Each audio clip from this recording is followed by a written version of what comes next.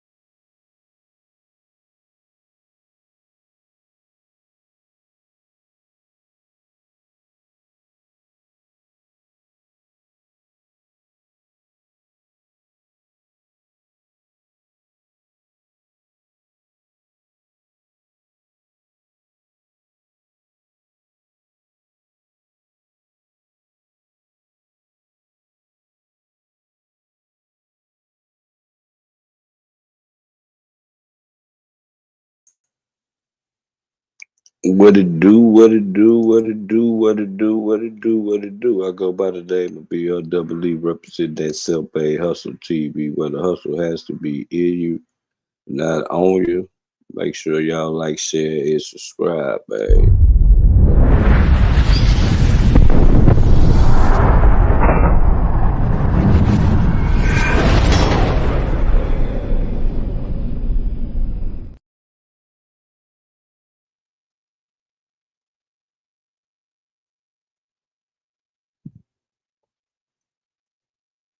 Mercedes, riding foreign, fucking with them ladies. Well, ladies, getting so much money, this shit crazy. In 9-4, I had that black 500, and when you open that bitch up, there's wood grain on the dough. Then I copped that Maybach, the first one in my city. Is get rich or die trying, man. I'm feeling like 50. Got so many bitches on not no red list. Working with my blessing, I'm just spending what he sent me. I always fill them up, but they be always on empty. Cause I be always on the way to make a bitch miss me. I break her, then I shake her until she give me paper. I hit her in my Sprinter. Look, we done woke up the neighbors. Magnum to make it safer. Baby want me to rape her, but never at my house. My other spot is where I take her. Mercedes, riding foreign, fucking with them ladies. Well, cause we down South Kings. Ladies, getting so much money, this shit crazy. You know we killing the scene. That Chrysler 300 I had, that shit was classic. Alligator all in the back, shit was Jurassic. Me and my nigga Cook Overt was on automatic. Like televisions back in the 60s, niggas was static. You like the base model? I like AMG. I got screens everywhere, shit look like a AMC. I called him Marco, and then he cut the check. My chick like money too. She say it make her wet. My chick like money too, but I ain't got a chick. Shit ain't on the wheel and the lack and the flow, it gotta see. Hey, when it's paper on the line, F the speed limit. I hit your chick for 3 hours and 33 minutes. Mercedes, riding foreign, fucking with them ladies. well. Cause we down South Kings. Ladies, much money, this shit crazy. This shit crazy. You know we killing the scene.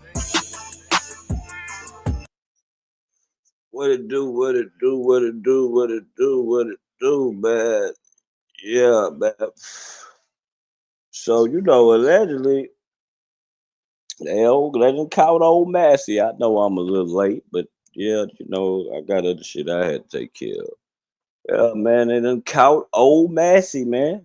I knew that nigga was gonna get caught. He couldn't stay away from social media, man. And they put a 50 ball on his top, man. Once you get to putting that money on them people top, man, listen, 50,000 on his, 50,000 on the other man top, man. What's crazy is to me is the nigga never left. A nigga never left the hood. That boy was bold, and it also shows you. See, I know it only lasted a month, but I'm saying when you can be in the hood and nobody tell on you, man, that tell you something about something. So first, we're gonna get into some of the people that had some things to do with it at first that they trying to say. I think it's also weird that like these black guys break out and y'all go to take their people. I mean, I don't want to sound racist or nothing, but I think it's weird that oversight into. I think it's weird that yeah, like I see people break out of prison all the time. Y'all don't be going to get their family members and doing all this old shit. I guess because it was 10 black guys, y'all ready to do, that's crazy, now. We gonna get into this, man.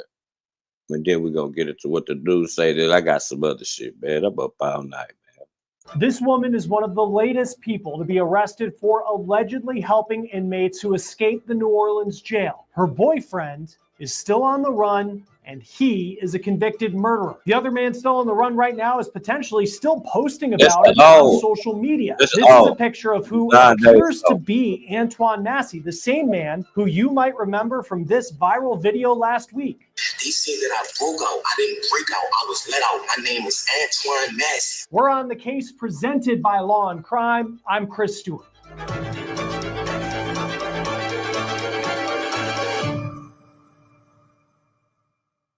We are coming up on 1 month since 10 New Orleans inmates escaped the local jail. Right now, these two inmates are still on the run, Derek Groves and Antoine Massey. Groves was awaiting sentencing after being convicted of shooting and killing 2 people on Mardi Gras in 2018. Massey is facing charges of rape, kidnapping, domestic violence, and theft. We'll talk about the latest in the search for those two in just a moment, but let's talk about the more than 12 people who have been arrested for allegedly helping these inmates before and after they escaped. This is a picture of Dariana Burton. She is 28 years old. This is the picture put out by the Louisiana Attorney General announcing her arrest. She's not only the girlfriend of Groves, the convicted killer, she is a former correctional employee. She's accused of giving at least one inmate a ride after the escape back on May 16th when the inmates ripped. So they said that she didn't gave them a ride. She was waiting around. See, they don't be understanding that them inmates be winning them female guards. That's what we call it in there. When you win one of them female guards, she gonna go. Hey, man, listen, man.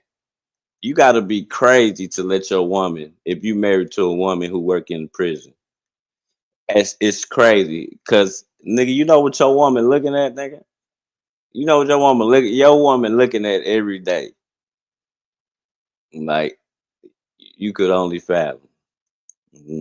Ripped open a faulty door, broke through a hole in the jail wall, leaving a bit of trash talk for the sheriff, saying it was too easy, and then running out the back of the jail to freedom. Police say not only did Burton just show up the night of the jailbreak, they say she had a video call with her boyfriend 2 days before the jailbreak. Groves apparently talked to her on a jail-issued iPad. Police say Burton held a secondary device up to hers to allow another man to talk to Groves so he could communicate an escape plan. Crazy To show work. how coordinated this jailbreak was, people on Select the a outside slug. allegedly helped several of the inmates Yeah, I'm escape. about to Police put say the on the link night of the in the jailbreak, I'm about sisters to of put the link another in the inmate, Lenton Van Buren, received a FaceTime call from their brother on the night of his escape, and he was in the car with Dariana Burton. Now, Van Buren was captured more than an hour away from New Orleans in Baton Rouge, 10 days after the jailbreak on May 26th. Van Buren was in jail on a charge of second-degree murder. According to WVUE-TV, at least 5 people have been arrested for allegedly helping him in connection to the jailbreak. Now, here's another picture from the Louisiana State Police. This is of Van Buren being taken to another facility by helicopter. More than a dozen people have been charged so far in helping the 10 inmates escape. That includes not just family members and girlfriends, but people who were inside this jail. Before we get back to this episode of On the Case, I want to bring you a law and crime legal alert. Did you know that children under the age of 21 are being diagnosed with serious conditions like type 2 diabetes, or non-alcoholic fatty liver disease, and research is potentially linking ultra-processed foods to these outcomes? Our partners at Morgan & Morgan, they are stepping in. Sterling Williams was a maintenance worker at the jail, and he allegedly turned the water off, allowing the inmates to move that jail toilet without being detected. Williams has said that the escaped inmate, Antoine Massey, threatened to shank him if he didn't turn the water off. Speaking of Massey, in a bold move, he may still be posting on social media as he's on the run. Take a look at this post from an Instagram account, and according to NOLA.com, police are investigating this post as the second potential post that he's created since his escape. Now, this post is under the username _007 Chucky with 2 Ys. It's a picture of someone who appears to be Massey. You can see the face tattoos with the caption that says, "My name is Antoine Massey, I'm innocent." Now, if this was in fact done by Massey, this would be the second alleged post that he's made since he escaped the jail in New Orleans. They say that I broke out. I didn't break out. I was let out. My name is Antoine Massey. This is the more than 9-minute video posted to a social media account that appears to be of Antoine Massey. The video was first posted on Instagram, and it's since gone viral. Massey claims his innocence in the video, and he also calls out. Hold on, this is what I'm gonna say. Okay, I get if you was let out. Okay, but this is where I'm coming to. Why would they let you out? What's the reason that they would want to let you out? Like, come on. Now, oh, they wanted to let you out because of the scandal or whatever it is that's going on in Louisiana jails or whatever it is. Nah, man, come on, man. These niggas be wanting to get out of jail so bad, they acting like R. Kelly over there talking about they ate an overdose him. Nigga, I know. Once you did get to looking at them walls for a few years, man, niggas be wanting to tap the hell out. Some big names to help him. At the end of the day, I am a good person. So I'm asking for help from the world, from Lee Mills, Lil Wayne, Young Boy, Donald Trump. I'm asking for these people. I couldn't even get a lawyer. I couldn't even afford a lawyer to prove my innocence while I was in Orleans Parish jail. They say that I broke out. I didn't break out. I was let out. My name is Antoine Massey. This is the immediate response that law enforcement. Now, let me remind you that they put a 50 ball on both of their tops. The federal government put a 50 ball on both of their tops. So a lot of people are saying that he got caught so the people can get the money so he can pay for a lawyer.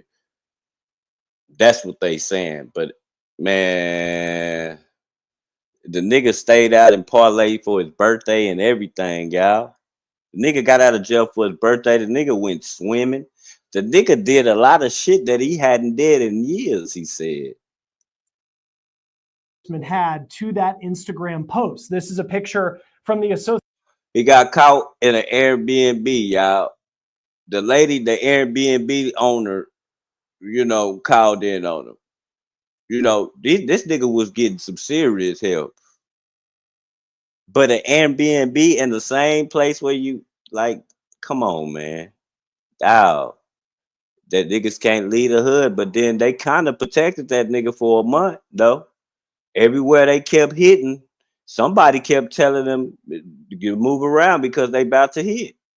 Associated Press of a home in New Orleans that police raided quickly after that video went viral. And police say that Massey wasn't inside the home, but they did find some of the clothes he was wearing in that video. So they must have just missed him. Now, this apparently, though, wasn't the first time that Massey has broken out of jail. WWL TV found that he has an escape record that goes back nearly 20 years, starting in 2007 when he escaped from a juvenile facility. The TV station also says that Massey broke out of a detention center in Texas in 2019, and then in 2023, he cut off an ankle monitor. In response to his social media activities, the Orleans Parish Sheriff put out a statement saying that they are aware of that video and they are urging Massey to come forward. Massey's the reason why he threw that he escaped in sub 19 and then he cut off an ankle monitor, because when you cut off an ankle monitor too, that's when you go to jail, it's like they gonna put escape on there too. That's why he put that on there. When you cut off an ankle monitor, you get an escape charge. Sister has been arrested and charged with helping Antoine Massey after he escaped. Most of the inmates who are now back in custody did not make it outside Louisiana, except for 2 who were captured in a rural town north of Houston in Texas, 377 miles from New Orleans. Those 2 inmates were Leo Tate and Jermaine Donald. They led police in Huntsville, Texas on a high-speed chase. Eventually, the officers there were able to corner them and took them into custody. You know what's crazy? Of that I'm gonna tell y'all something. You know what's crazy? What's crazy about this whole situation is these guys got caught in Huntsville, Texas. For all the people who've been to prison in Texas, they know that when Huntsville is the transfer unit, everybody who going to the prison is called the wilds. That's the first place that you go before they ship you to all these different units to see where you're going to go. Some people might even do their time there. You know what I'm saying? Very few. But nigga, the wild, and these niggas get caught in that town. That's crazy, y'all. That's crazy. Both of them. Got hands so everybody can hold them. Jumbo, good hands? Shut up. Yeah. Hey. Unlock the door with your right hand. Crawl, no, Jumbo, back up. Crawl to him. In the car. All the way out. Crawl.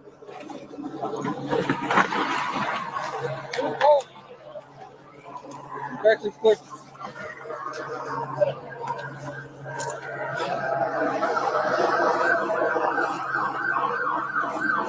Slow everybody down.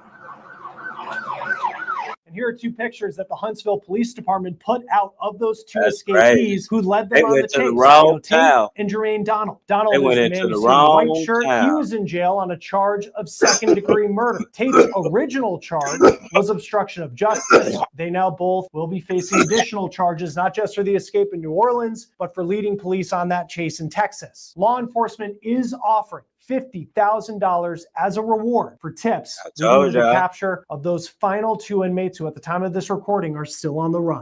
Joining us now to talk about the search is retired NYPD detective and co-host of the Gold Shields podcast, Tom Smith. Always great to have you on Law and Crime. We're entering our 4th week since the escape of these 10 inmates. What do you make of 15 people being arrested, all accused of helping these 10 inmates get out of jail? Yeah, I know. And you know what? We were waiting for that. We were waiting to see who else was going to be involved in this, because this isn't an everyday occurrence. And when you're in a penitentiary like that or a system like that, you need some inside help with scheduling, with access, with all things like that. So that was pretty much a matter of time before all that came down. And I'm not surprised one bit with the sophistication that was used and the timing that was used. It was pretty obvious from the beginning that there was some inside help with this. And, you know, it just took a little time to gather them all up. Huh. I think of this sheriff, and she, you know, here you are, you have this very embarrassing situation where the inmates are able to get out. Yeah. And then you have people like the girlfriend of Derek Rhodes, she used to work at a correctional facility. You have the maintenance man who says that he was threatened to turn off the water. So you have people who are inside. The regular people think? The regular people think you look stupid, basically. I'm going to call them regular people. I ain't going to call them, they ain't going to say no racist or nothing. The regular people think you look stupid. You know what I'm talking about? They think you look stupid. So what y'all trying to do is make everybody that's family to them and all that shit look stupid. You know what I'm saying? I don't like that about this situation, bro. Y'all the ones. This is on y'all. Y'all should ask us to be in the sling. Y'all should be fired. Like, and then you know what's crazy is it's a lot of like. I hate to say this. It's crazy though. Look at their police department, bro. It's a lot of black people. That's all I'm gonna say. It's a lot of black people in that mug. A lot of black people. A lot of black people that's top tier in their police force. Organization accused of helping these inmates escape. What are some of the challenges you see in this particular sheriff's office where it seems like it was a secret to her, but not to multiple people who are close to these inmates in the jail? Yeah, you need a better vetting system of who you're hiring, and you need better oversight into the jail and who is dealing with who's hanging out with who, whether that's a surveillance system or people on the inside telling you what's going on. But it was pretty obvious that there needs to be more of an oversight into the relationships that are going on in, you know, these facilities and corrections officers or people who just work at the facility. You know, if you have a security system set up, that's going to be pretty obvious once you start going over it of who is always with who and who's hanging out with who. And I'm sure somewhat of that took place when it came to nailing down who was involved in this. And of course, other people talking, which is no secret in the jail system of who's going to give up who. And Derek Groves, he was convicted of a double homicide on Mardi Gras in 2018. He was awaiting sentencing, which is why he was at the jail. His girlfriend is arrested. He apparently had a FaceTime call with her from jail. Yeah, and he had a prison issue, jail issue iPad that he had access to. How common is it for inmates? I mean, he's waiting for sentencing, but he's already been convicted of as serious a crime as you can have, and he has access to electronics inside the jail. Yeah, I don't understand that. I don't get it. I don't, that is just mind blowing that you're giving inmates the ability to plan something like this. You're having them have conversations or giving them a roadmap with other people on the outside, and you're giving it to them. It's not even that they're hiding it. You know, these technology that's going on is given handed to them. And, wake up. There's no good intentions here. They're not saying goodnight to their loved ones. This is all about what they can do and how they can manipulate the system. Let's be real though. Would you rather keep busting them for thousands of cell phones, or just give it to them? Stupid. Just give it to them. That's the way I see it. Like, nigga, they gonna get the cell phones regardless because, nigga, you see how corrupt shit is. Y'all don't pay enough. All them inmates gonna do is whatever them guards get paid every 2 weeks, nigga, give it to them times 2. They gonna bring that cell phone right up in there. They gonna bring them drugs right up in there. Them cigarettes right up in there. Tell you, bro. Like, I done seen it. Yeah. System and get out, which they did, and that has to stop. Not only there, but on any level in any facility. It's right, y'all. Because as much as I know the sheriff's talked about the millions of dollars needed to bring this local jail up to the level that it should be at. I mean, if you have inmates that are just openly communicating about escape plans with their loved ones on the outside, I mean, there's only so much you can do in that case.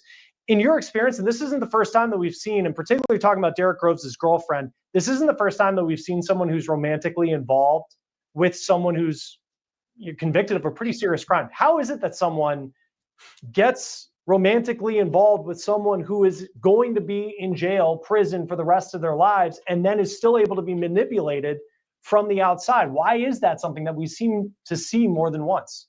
Yeah, you see it a lot. I mean, you see these relationships blossom even while they're in jail, of this celebrity status that some of these individuals have. I mean, Charles Manson had it, and look at his track record.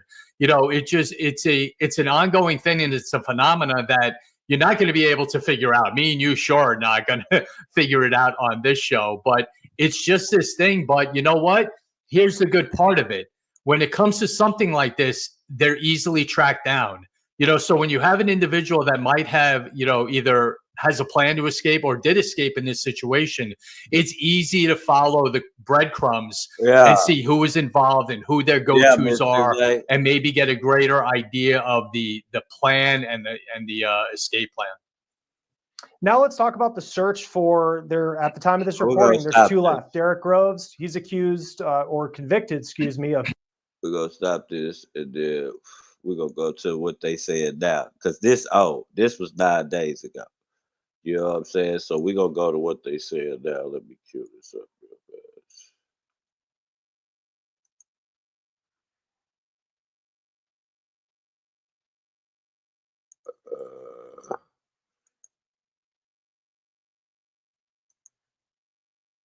This nigga on lives. He doing all types of shit, thinking he ain't gonna get caught. Boy, that whole ass cell phone gonna be the ending of your shit, nigga. Yeah, like nigga, they ain't playing.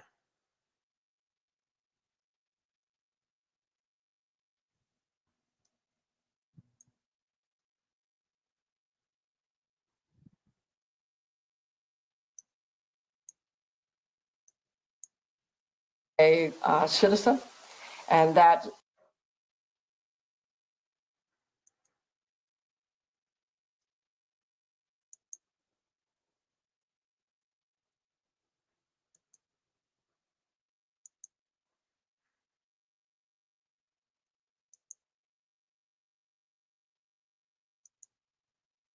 alone speaks volumes to her legitimacy of relationships that matter. So when the community believes and trusts their police departments and their law enforcement agencies, they work cooperatively. And so she will speak directly to that situation. I want to thank all of our partners who are present, because truly they were all out there as a team.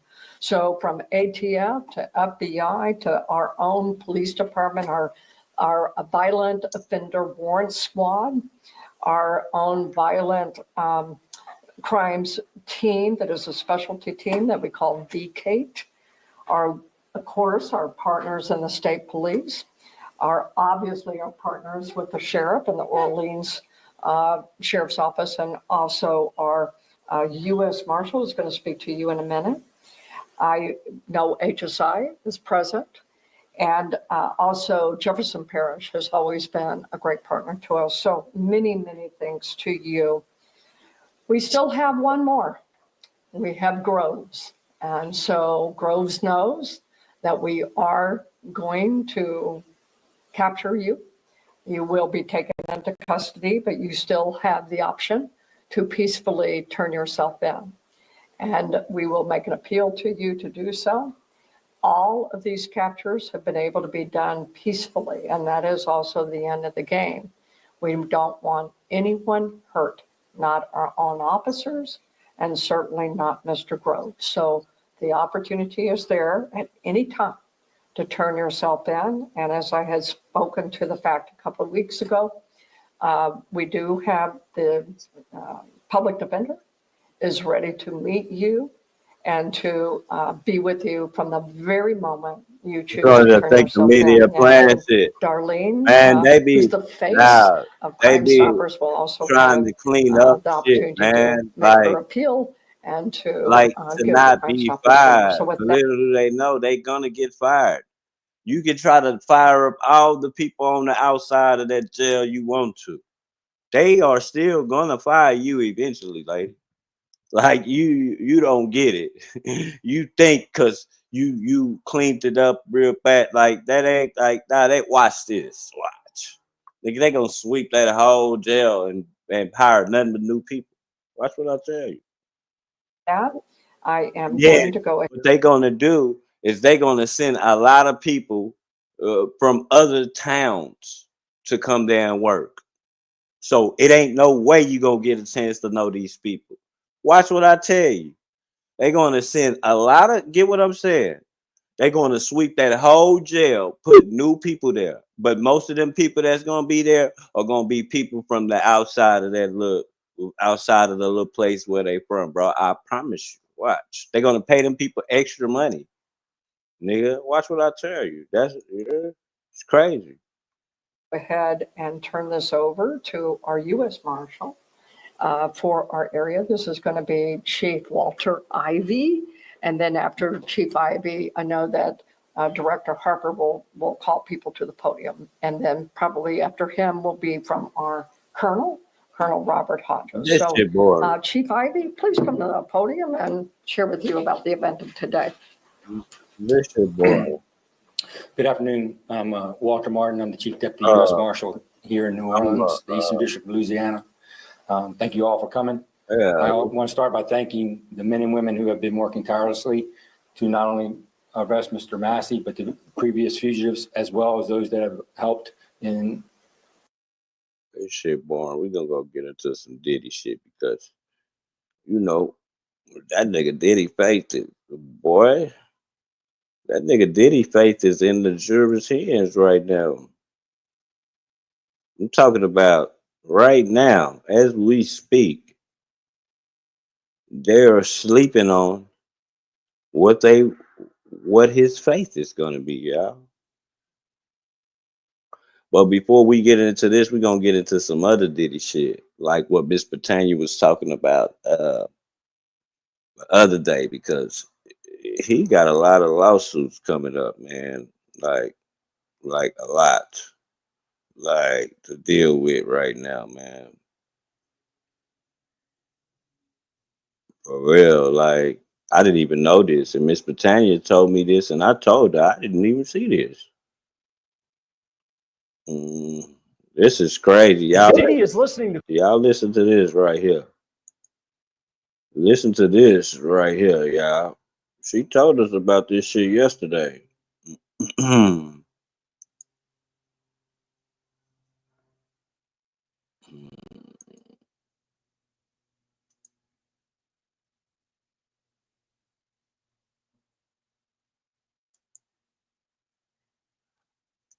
The closing arguments in his sex trafficking and racketeering trial in federal court in New York, his son, Justin, has been hit with a lawsuit by a woman who claims that he lured her to Los Angeles to be raped by multiple men, including his dad, Sean Diddy Combs. Now, this isn't the first time that Justin has been named in a lawsuit with his famous father. We're on the case presented by Law and Crime. I'm Chris. Oh, yeah.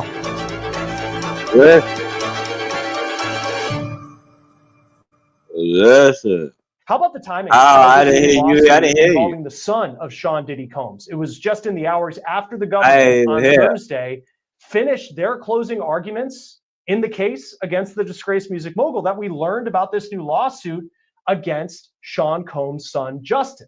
Justin is one of Diddy's 7 kids. Here he is with his dad's arm around his shoulder. Justin has been in court supporting his dad, just as his siblings have been over the past 7 weeks of testimony. Now, listen, whatever your feelings are on Sean Combs and whether you think he's guilty of the charges that could put him in federal prison for the rest of his life, you just have to think how difficult it must be to hear about all the sexual exploits of their father. But if you believe the allegations I'm about to tell you in this new lawsuit brought against Justin Combs, Justin apparently was very aware of his dad's lifestyle.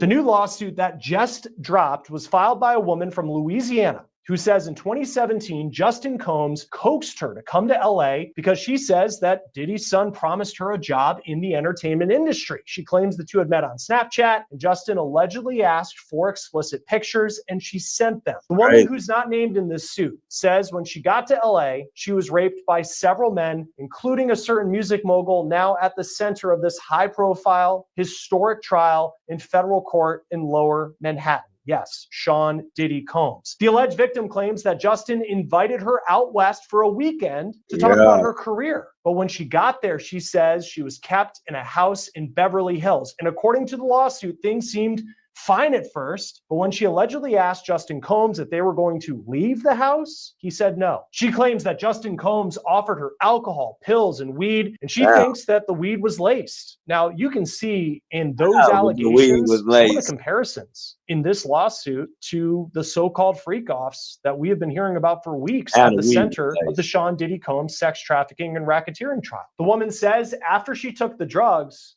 3 men entered the house and all of them were wearing masks. Now, it's unclear what kind of masks the men were wearing, but when I read that part, I thought about the testimony of Sheree Hayes in the Sean Diddy Combs trial, the escort known as the Punisher. He testified that during a freak-off, Sean Combs allegedly wore a face covering that he likened to a Muslim hijab. In the lawsuit against Justin Combs, the alleged victim says that she knew that one of the men was Diddy just because of his mannerisms, but how about this? She also knew it was Diddy because she says that Justin, as his dad, entered the home to allegedly rape a woman that he brought to LA, called Diddy, quote, Pops. Now, we see on Justin's social media that Pops is the phrase that he often uses for his dad. In this lawsuit, the alleged victim claims that she was led to a bedroom where she was allegedly told, quote, you better let this happen or else. Then she says that each man took a turn raping her, calling it a, quote, brutal gang rape. After that, she was taken to an airport on Monday and flown home. Not only is Diddy facing the possibility of spending the rest of his life in prison if convicted of all the charges in his sex trafficking and racketeering trial, there have been nearly 80 lawsuits filed against him in civil court. Many are still active.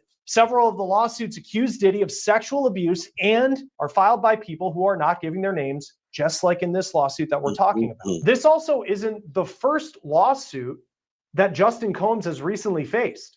Justin was named in a suit brought by music producer Rodney Jones, who goes by Little Rod. Rod claims that Diddy coerced him into sexual acts. And you can see the suit also names Justin Combs and accused Justin of covering up a shooting in 2022 at Little Rod's studio in LA with his dad. In May, a judge did dismiss Justin from Little Rod's lawsuit, so he is no longer facing those allegations. As for the lawsuit filed in the hours before his dad's attorneys were to make closing arguments, E! News reports that Diddy's attorneys have denied the allegations, but it's unclear what Justin's response is at the time of this recording. Joining us now is criminal defense attorney Will Corman. Always great to have you on Law and Crime. Thanks for being with us. What stands out to you in this lawsuit It's that crazy right here. Sean Combs is named, but also his son Justin? Well, it's interesting. I think that the connection to Sean Combs is pretty tenuous. You know, we've gone through this all. It almost seems the one connection to Sean Combs they actually put on him is the allegation that Justin called one of the masked men Pops during the course of the assault or just before the assault. That's it. The other connection, obviously, is that Sean Combs is Justin Combs' dad. So I think it's a bit of a stretch. You know, again, we're just receiving these documents now. We're just going through this lawsuit now. Perhaps there's more out there, but it really doesn't seem that way.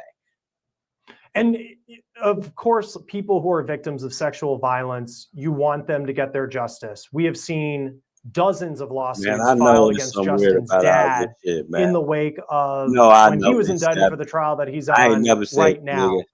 How do you go through these lawsuits and understand who's telling the truth and who actually has a case that could be heard in court? Someone like Cassie Ventura, when you see that video from 2016, or you do look at some of these Jane Doe lawsuits and you wonder how many of them but not no racketeering. Look, as a criminal defense attorney, it's my job to be cynical, and it's my job to, you know, review everything with a pretty jaundiced eye.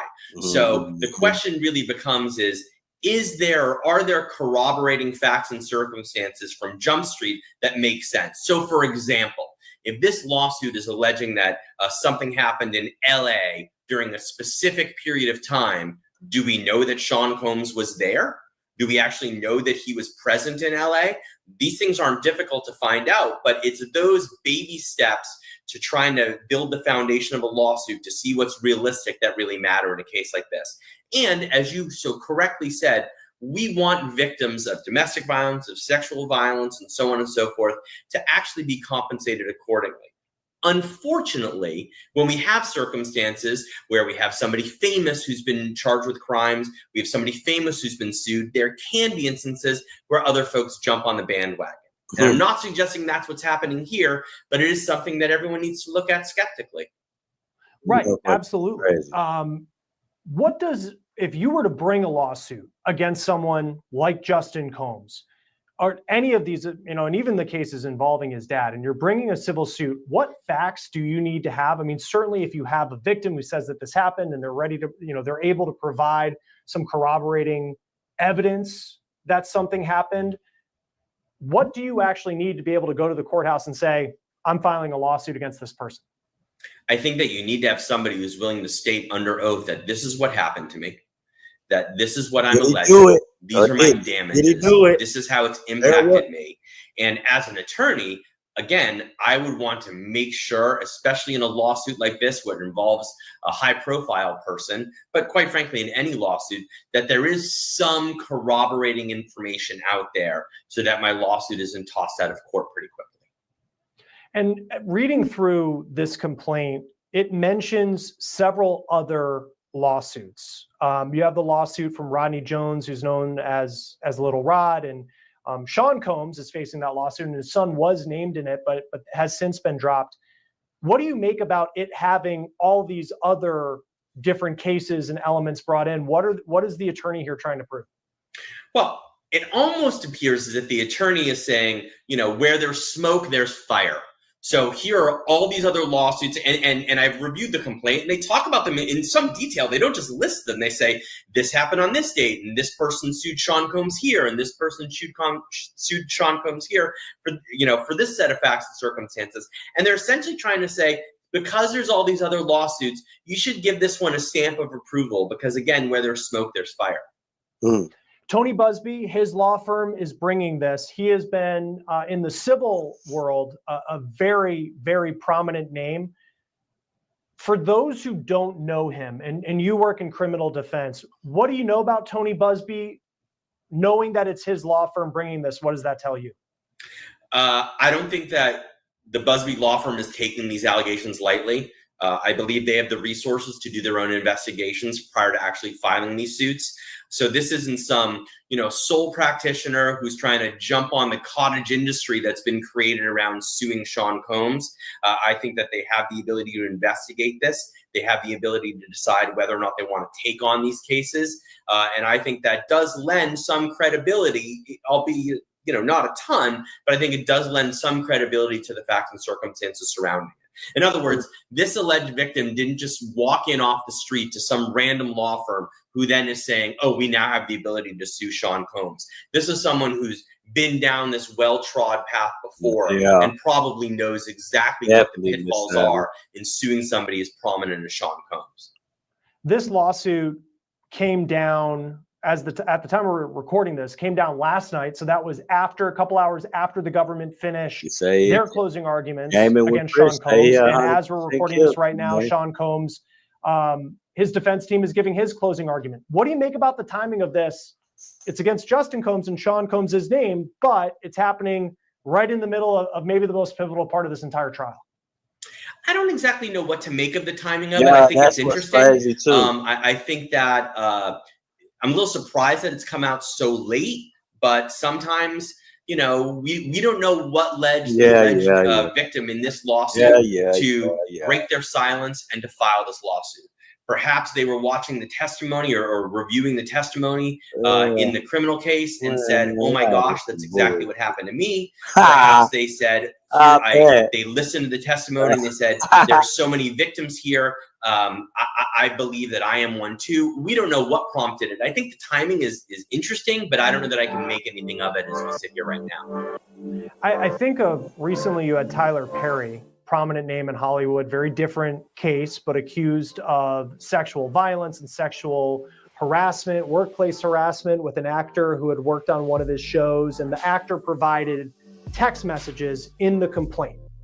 This doesn't have that. Very different case. But the fact that there's not that visual evidence that we can look at, and I don't know what type of visual evidence would exist in a case like this, but the fact that we don't particularly have those, does that take away from the weight of what this lawsuit may actually be in the end when it comes to the truth? Well, I think we're getting ahead of ourselves a little bit here, because the filing of a complaint is just simply the first step. And all the complaint needs to do, on paper anyway, is set forth the factual allegations that are enough to sort of not get the case thrown out at the first few stages. And that bar is pretty low. So there may be tons of evidence surrounding these allegations that aren't in the lawsuit. They don't need to be in the lawsuit. Again, there needs to be just enough to get us through those first few steps. Excuse me. As Sean Combs, we're awaiting, once the jury gets the case next week, and then we'll see what the verdict is. But guilty or not guilty, he's going to be dealing with a lot of civil cases that are still pending. What does the timeline look like for Sean Combs? Let's just say he's found not guilty of everything. What does the legal timeline look for him? How long could he be dealing with the issues related to all these civil suits? Forever. That's a great question. First of all, I don't think he's going to be found not guilty of everything. So that's a separate issue entirely. Wow. Having said that, again, different jurisdictions have different statutes of limitations for sex assault victims to bring lawsuits within which, or timelines within which they can bring the lawsuits. And so again, depending on where allegations come from, those statutes of limitations can be very long. It also matters on how old the alleged victim was at the time that the incident took place. For example, there have been a number of states which have extended statutes of limitations for minors who were sexually assaulted. Those statutes of limitations are much longer than for adults who've been sexually assaulted. So it really does depend. And I know that's not quite answering the question, but I suppose the easiest answer is it could go on for quite some time. And you look at this complaint, the complaint is for sexual assault and battery, gender violence, negligent supervision. I think a lot of people would look at this and they'd certainly, if all of this is true, what a horrific experience that this victim went through. Why is this not a criminal case? That's a great question. And I suppose that this victim could have brought this to the county attorney's office or whatever local prosecutorial body there are. We don't know the answer to that. Perhaps quite frankly, we simply don't know the answer to that. But it's also important to remember this, that Sean Combs is named in this lawsuit. I have reviewed this lawsuit. The connection to Sean Combs is pretty thin from a legal standpoint. It just is. So we don't know why this wasn't brought forth criminally. Perhaps the person decided they would rather seek, their own form of justice from a civil standpoint. Sean Combs has a lot going on criminally right now, and perhaps it wouldn't even be prosecuted. Again, if he's found guilty of all these offenses in federal court in New York, Sean Combs is going to prison for decades. He's 55 years old, not that old, but he's still going to prison for a very long time. So I don't know that the LA District Attorney's Office or whatever prosecutorial body is out there would bother pursuing criminal charges if Sean Combs at age 55 just gets a 30-year sentence federal. And for Justin Combs, and I assume he'll have, he has, I don't know if he has a trust or an inheritance or how he financially makes a living. Certainly it's part of being in the circle that nigga of Sean Combs. Be the king. How does he pay for an attorney? Is that have to come from him? Because I think if Sean Combs is found guilty and all this money, and he's got a lot, but maybe we don't know how much money Sean Combs has, frankly, but we know that it's going to a lot of these cases. How does Justin Combs defend himself? Does this get wrapped into, if his dad's going to have to defend against this, is it a 2-for-1 when it comes from the defense side? It could be. We certainly don't know what the corporate structure is of Bad Boy Records and all the other entities that are named as defendants in this lawsuit. I have a feeling that Justin Combs will get counsel. I have a feeling that Justin Combs will get excellent counsel. How it gets paid for is probably something we'll never know, but it's not as if, he's going to be flipping through Google looking for a lawyer to represent him on this. And even if a lawsuit has no merit to it whatsoever, and this is more just a hypothetical question, because I think some people do look at some of the Tony Busby lawsuits, and there's an idea of all of these are just a money grab. And we'll see, to your point, a very prominent name who is representing alleged victims to Sean Combs. But if someone were to file a lawsuit that's fruitless, you still, as the person who is being accused in that lawsuit, would have to pay for an attorney, have to show up in court and kind of play along. Is that you have to play along with the lawsuit until it's dismissed?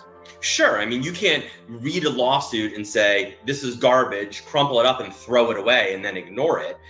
It doesn't work like that. You would have to get a lawyer who is able to get in front of a judge and explain to the court why this lawsuit is frivolous and should get cut off at the soonest possible opportunity. And as I said, there's now a whole cottage industry surrounding these Sean Combs lawsuits.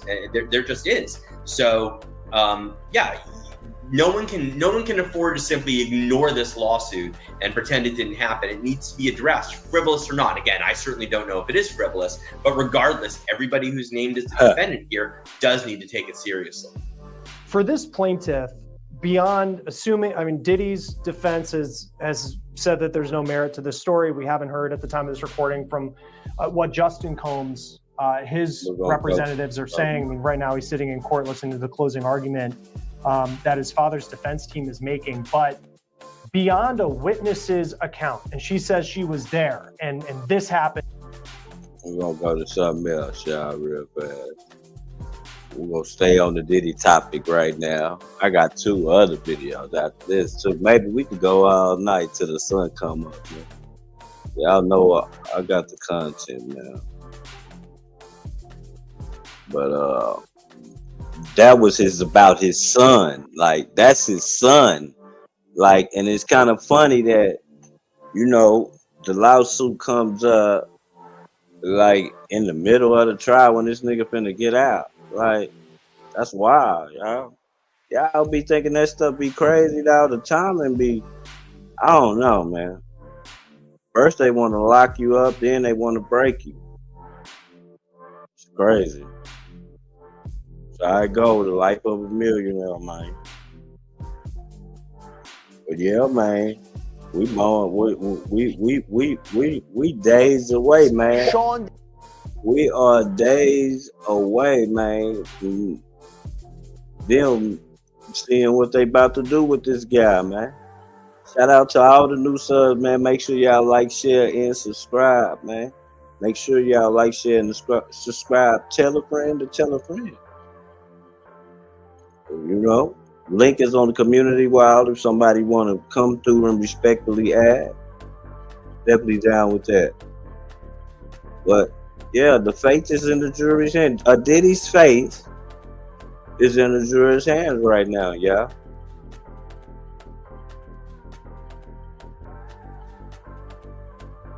Diddy Combs, it is a full recap of day 28 of the trial. Welcome to Sidebar, presented by Law and Crime. I'm Jesse Weber. All right, so let's talk about what happened today in court, day 28. Let me bring back in Law and Crime's in-court reporter, Elizabeth Milner, who's been there every day for all of the testimony, all of the action. Elizabeth, always great to see you. Thank you so much. So first up, we found out about scheduling, right? We found out when both sides are going to be finishing up, when the jury might be handed over the case. We even found out how long each side's going to have for closing arguments, which, by the way, I will tell you, I think it's one of the most important parts of this entire trial, given how complicated it is and how many different elements there are and how much the jury has to consider, and putting it all into context. Closing arguments so important. So what do we learn about scheduling? Yeah, well, we learned that this case is wrapping up very quickly. I think in a way that's kind of shocking to even myself, where it's like, oh my God, we're really at the beginning of the end. Because from what both parties were explaining in court today, it seems like both sides are ready and geared up for closing arguments to happen as soon as Thursday. And yes, Jesse, both sides are going to have plenty of time to get their final message to the jurors before they go and deliberate. And so each side will have an abundance of time, pretty much 4 hours for each side. And so the day, as far as Thursday goes, it should take up most of the day for closings, because of 4 hours each, that's 8 hours, probably a lunch break in between. So we should see closings happen all day on Thursday. And then because they're going to be taking up most of the duration on Thursday, we can expect that the jury won't even get the case until Friday. And so things are moving pretty quickly. Now, whether or not the jury actually comes to a verdict on Friday, that's a wait and see. But for the most part, we can kind of finally see the beginning of the end with this case. Yeah, 4 hours each for closings. I think they'll probably want all that time. I know that the first thing that's going to happen after the defense, after the prosecution finishes up their case, The defense is going to have this Rule 29 motion where basically after the prosecution, the government closes its case. They basically say, Judge, there's nothing for the jury to consider. You look at everything that was presented. You have to enter a judgment of acquittal on these charges because the evidence presented is insufficient to sustain a conviction. Probably not going to be successful for them. And then you move into the defense's case, which, by the way, we found out about that too. I mean, there was a point when we thought the defense was going to call a number of witnesses. Yeah, and it never happened. Anymore? Are they not calling any witnesses? Are they just putting on? Yeah. That's how they like do there was it. kind of a lot of mixed messaging this morning in terms of whether or not the defense will call witnesses. Man, it's called pump faking. It's called pump faking. That's the scare tactics that they use, and that's why I'm telling you all this shit be seeming weird. See, when a nigga go to pulling these rabbit names out the hat, nigga, and go to really telling on people. See, I'm telling y'all, that's what it's about. Man, that nigga could easily tell on some important people, fool. All the shit they said was lies. The spike baby or spike water. Feeling woozy with. Man, listen, man. Y'all bitches took some Molly. Y'all know what it was. It just didn't sit right with you. You never done it before, bitch. Like, I ain't trying to hear that shit now, dog.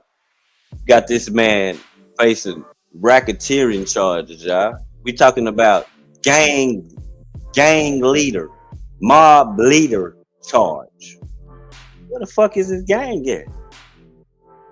Got this nigga facing charges that pimps get. Where the hoes at? The feds, y'all fucked up on this one. Y'all know y'all did too. I was waiting, like, we talking about racketeering, you have to have a co-conspirator. So I'm steady watching. I'm steady watching to see who's going to be this big co-conspirator since they doing this no-name shit. You know who the co-conspirator is? Nobody. It's nobody. Y'all just using this shit on every black man. Oh, RICO. We going to hit them with that because it's going to keep them in jail in the feds forever. Hey, y'all fucked up on this one right here.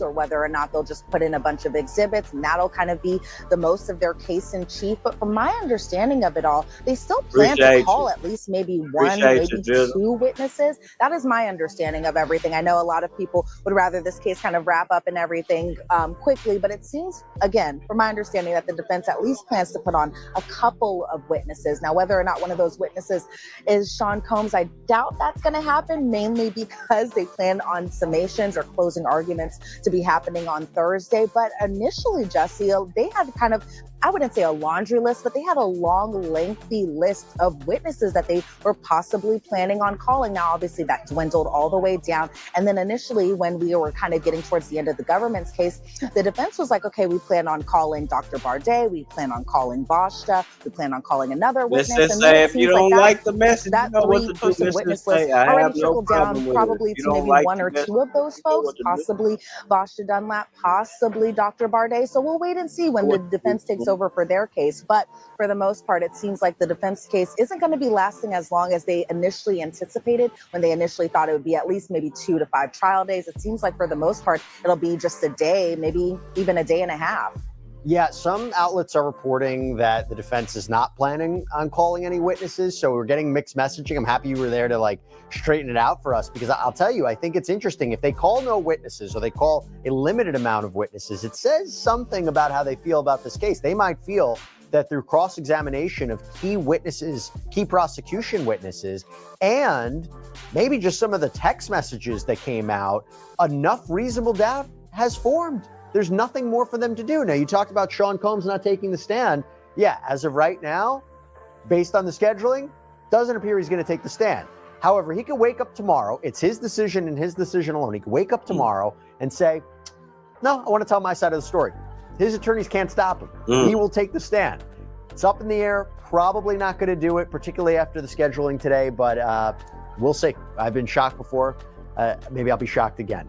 Now, after all the scheduling, now after what we can anticipate for the rest of the week, we saw the continued testimony of this special agent for Homeland Security investigations, this summary witness, literally summarizing or condensing a lot of the digital evidence in this case. And it seems to me that the prosecutors are really trying to illustrate that the connective thread, this connective thread with Sean Combs, his associates, and Jane, alleged victim 2 in this case, to set up all of these wild king nights. So you're really placing Sean Combs in the middle of it.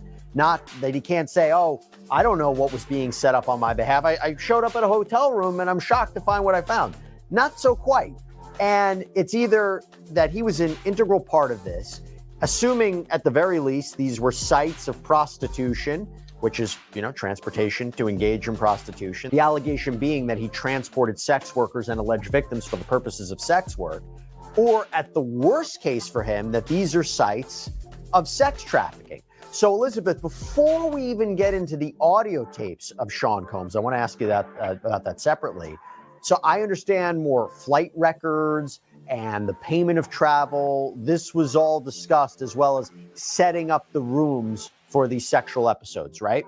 Yeah, absolutely. And so, Jesse, I will say this about some of the summary charts that the jury was able to see today. It was something that a lot of us in the gallery weren't able to see because it had a lot of sensitive information, specifically relating to Jane. And so, unfortunately, for the most part, especially at the beginning of the day, we didn't see all of these charts and graphs that were all put together, but I was able to try to jot down as much as I could, especially as Maureen Comey was kind of going pretty fast with this witness. But for example, we heard about one particular kind of flight summary chart that was between September 24th of 2022 and September 25th of 2022. And the location was Mapleton Home, which is Diddy's residence over in Los Angeles, as well as in Vegas too, where the names associated with that particular time frame were Jane, Sean Combs, and Paul being an entertainer that Jane and Sean Combs would use in their hotel nights. And so the jury was able to see kind of financial records, that being $2,500 that was sent over to Paul. The flight records, I wasn't able to write it down as fast as I possibly could, but there were flight records that were attached to that. But then also there were just more charts just really talking about the payment. So for example, there was one payment from September 17th of 2023 through September 19th of 2023. It was about a hotel booking, particularly the Trump Hotel in New York and the Whitby Hotel 2. The names associated with that particular booking were Jane, Sean Combs, Robert, and Cabral. And then Jane, she had a flight out from LAX to JFK, Cabral from Atlanta to Newark, and then Newark back to Atlanta, where the jury was able to see Venmo payments totaling $1,000 that was sent to Robert. Then they were able to see text messages associated with just kind of the financial records associated with Cabral, where Jane texted Cabral saying, I'm going to check on the status of the cash for you. Then we see more things, or we hear about more charts that have to do with Jonathan Perez, one of Sean Combs' assistants, Jane and Cabral. It was assigned to the Trump Hotel, room 0508. The arrival date was around that same time frame, September 17th of 2023. And then the payment method was an Amex, and the account holder, that being Sean Combs. And so the jury was able to kind of see all of that, including an American Express credit card bill where there was a charge for the Trump Hotel for $2,597.11, another charge for $2,490.17. They were able to see transportation. It was through Premier Travel and JetBlue obviously being an airline, and that was transportation in relation to Jane and kind of how she was able to possibly get over here to New York. And then the account holder for that was Jessica Ruiz. However, what we know about Jessica Ruiz is she was a travel agent that Sean Combs would use in order to kind of set up these arrangements. And so the flights were paid for with Amex under Jessica Ruiz's name. That was also under Bad Boy Entertainment, or Bad Boy in general.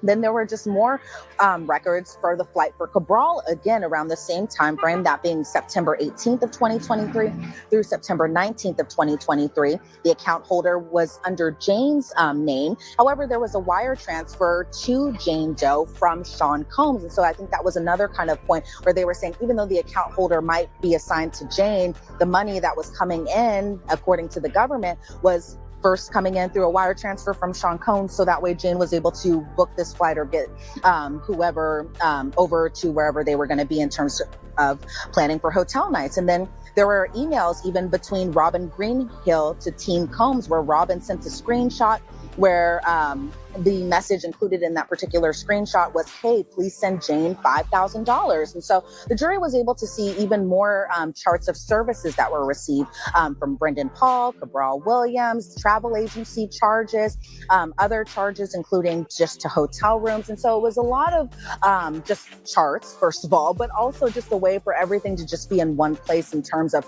if the flight was booked for this particular date, here are all the financial records associated with that. And it seems like from the government's kind of argument about this all is that all roads kind of lead back to Sean Combs in terms of who was the one paying for all of this to be happening, all for the entertainers, and even in this case for Jane to be coming out to these hotel rooms, and in this case, New York, but also in other places like Los Angeles and Vegas too. Hey, I want to take a quick minute to thank Upside for sponsoring our coverage of Sean Diddy Combs' trial. Now, Upside is amazing. It is a free app that gets you cash back on daily essentials like gas, groceries. I pump my gas, I can use Upside. I go out to lunch, I can use Upside. Maybe I get something at a convenience store, I can use Upside. And why not get cash back when doing all these things, right? And yes, this is actual real cash back. It's money that appears in your Upside app mean before they even start deciding the case. And again, we anticipate closings tomorrow. Probably going to extend into Friday, too. In fact, we learned a little bit more about that today, too.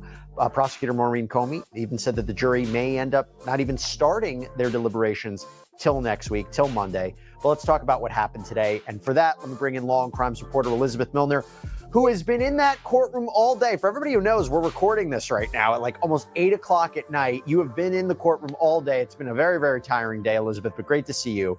I have to ask you about the beginning of the day. When we woke up, we found out the government filed this letter regarding jury instructions. And remember, to prove racketeering conspiracy, the government needs to prove at least 2 underlying predicate crimes, essentially.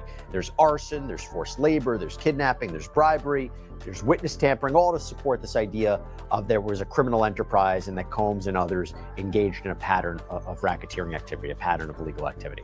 But then we get this letter from the government, and it says, quote, the government has removed instructions from the charge related to attempted kidnapping under both California and New York law, attempted arson under California law, and aiding and abetting sex trafficking. The government is no longer planning to proceed on these theories of liability, so instructions are no longer necessary. So people might be thinking, oh my gosh, they dropped those underlying crimes, right?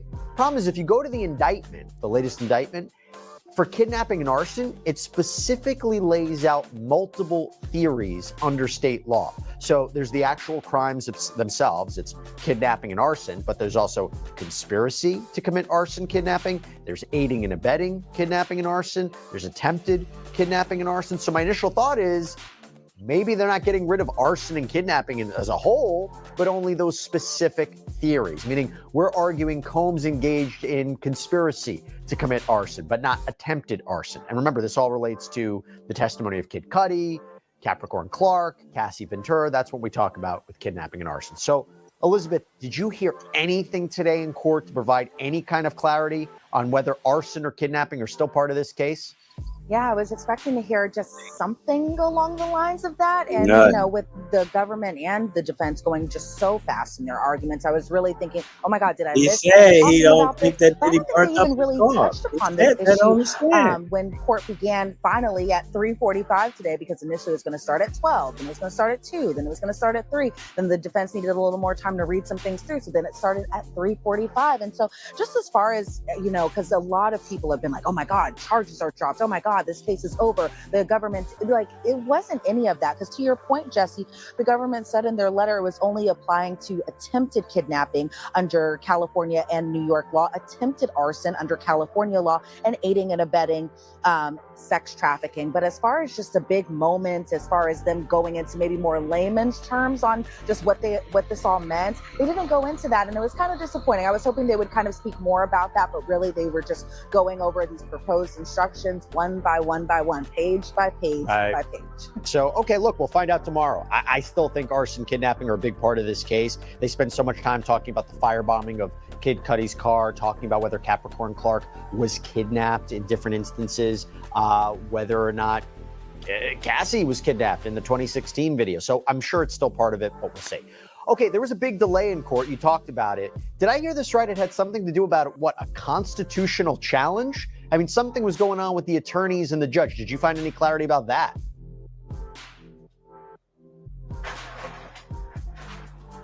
Well, when we first got into court today around 3 o'clock, because initially we were all sat down and ready to go at 2 o'clock. Then we heard from the marshals and the bailiffs that, this is getting pushed now to 3. But initially what we did learn is that, the parties have agreed to the verdict form, but then the defense asked for just a little more time. Now, initially they wanted 30 minutes. And again, this being around 3 o'clock. So initially we thought, okay, they're going to start at 3:30. Then the defendant, that of course being Sean Combs, wanted just a little bit more time to review these documents. So they pushed it to 3:45.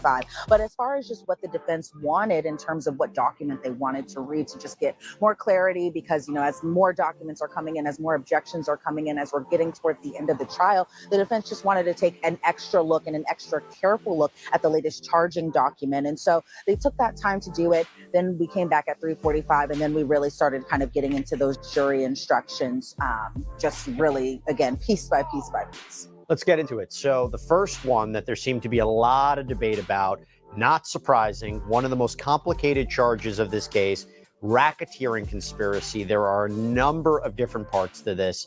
What did they say? Did they come to a decision about what is conspiracy? What is a criminal agreement? What is a criminal enterprise? Some of the big highlights that you saw between the prosecution and the defense, and do we have any kind of answers as to what the jury is going to be instructed regarding the top charge in this case, the charge that carries up to life in prison? Yeah, and it seems like because it comes with such a hefty penalty of the possibility of life in prison, right, Jesse, that they took so much time really just going through all the thorough details, especially as it pertains to count 1, that being racketeering conspiracy, aka RICO. So right off the bat, they get to page 13 and the government had an objection, because when I say page by page by page, they really took it page 1, does anyone have objections to, et cetera, et cetera, et cetera. So by the time they got to page 13, the government objected kind of to the end of the page when it came to the conspiracy instruction, because the government wanted a note about co-conspirators and how they might not have known, but they can still be a part of the conspiracy. Whereas the defense said in an argument that some of the co-conspirators, like Christina Quorum, like KK, didn't know what was going on. So the defense objected to that because they said that's not necessary. They say that the law requires a co-conspirator join the agreement. Shapiro, again, Alexander Shapiro making these arguments on behalf of the defense here. But she had said that the issue was the knowledge of the alleged conspiracy. So what ended up happening is the judge overruled the government's objection, and he said that further clarification can be addressed in closing argument. So then the defense had an objection to that same page, but then a different line where the line was in reference to actions speak louder than words. And the defense says it makes it seem like circumstantial evidence is more important than direct evidence. And so the judge says that he will change the sentence in context of conspiracy actions may speak louder than words. So again, this is all about the language here, where they're just adding little things here and there where it doesn't seem either prejudicial to the defendant, or that way they can make it very simple for the jury to really kind of understand this. So even in terms of just adding that little word like may is going to be added to those jury instructions. But another thing that they were really kind of talking about was the 4th element of RICO, because the government is saying that, it's more accurate to talk about the agreement of affairs. And their proposal was that the elements reflect the defendant knowingly agreed with co-conspirators, knowingly and unknowingly. And the defense was like, well, that actually goes to the 4th element. And then the judge ended up overruling the government's objection because it says it kind of conflates with the 1st and 4th element of RICO. Truly, it was a lot of legalese that they were kind of spelling out there. And so even in terms of just, again, it seemed like most of their arguments, especially in the first part of court today, was really just about RICO and the co-conspirators. So the defense had an objection to a line that said that the person must be common to the group Shit as a crazy. whole. I And told they were y'all. saying the government is conflating things, that the purpose They doing has to be a some common shit. purpose. There's a lot of case law They about the fucked common up. purpose. Again, the defense making this argument. The judge said that the proposed language might confuse the jury, and that common purpose could be a number of different things. And so Alexander Shapiro asked if this could be added. The purpose must be a common purpose and can't merely represent one individual's own self-interest. So they were just talking about adding, if not shared, as the group as a whole. And then the government's like, okay, well, I don't think this is an instruction that should be received, and they don't agree with the case necessarily cited.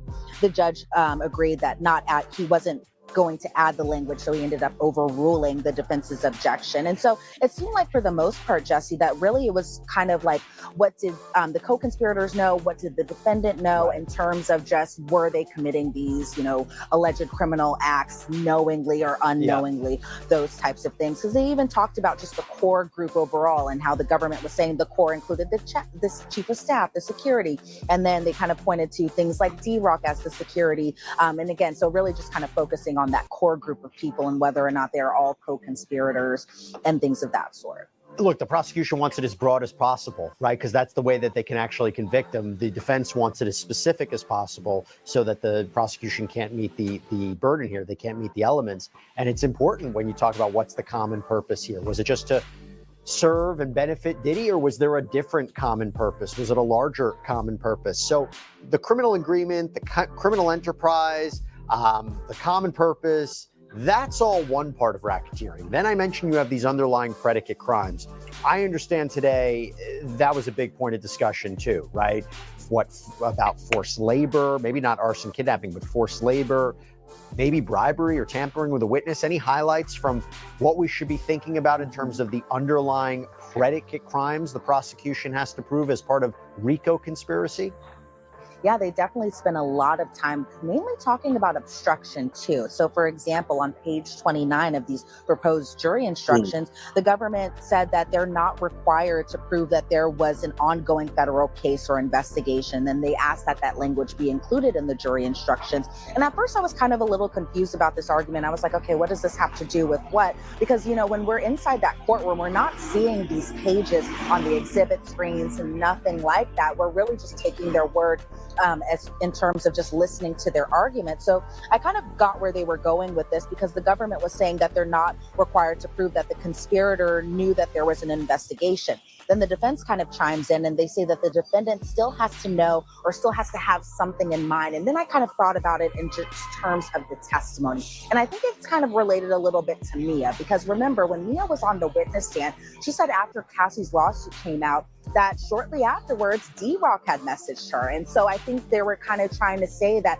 maybe the defense was kind of trying to say that Diddy didn't know that there was a federal investigation going on at this time. And so this whole allegation of obstruction in terms of reaching out to Mia, maybe possibly getting, her, word of approval to go and talk about, whether or not that Cassie and Sean Combs had this toxic relationship or not, or even just the allegations that Mia had while she was on the witness stand talking about how she thought that there was kind of this insinuation that, money would be given to her if she were to, make a statement in favor of Sean Combs. And so that's when it kind of really kind of clicked to me. But then the government is like, okay, I think the nexus is about communicating with the federal officer. And so the judge says that he'll consider copying the language from the obstruction part into this particular part of the jury instruction. Then when we kind of talk about forced labor, when they were talking about forced labor, the government objected to some lines just including that labor services include sexual services. And they kind of say it's supported by the R. Kelly decision. So the government says that they will argue that sexual labor falls under the statute.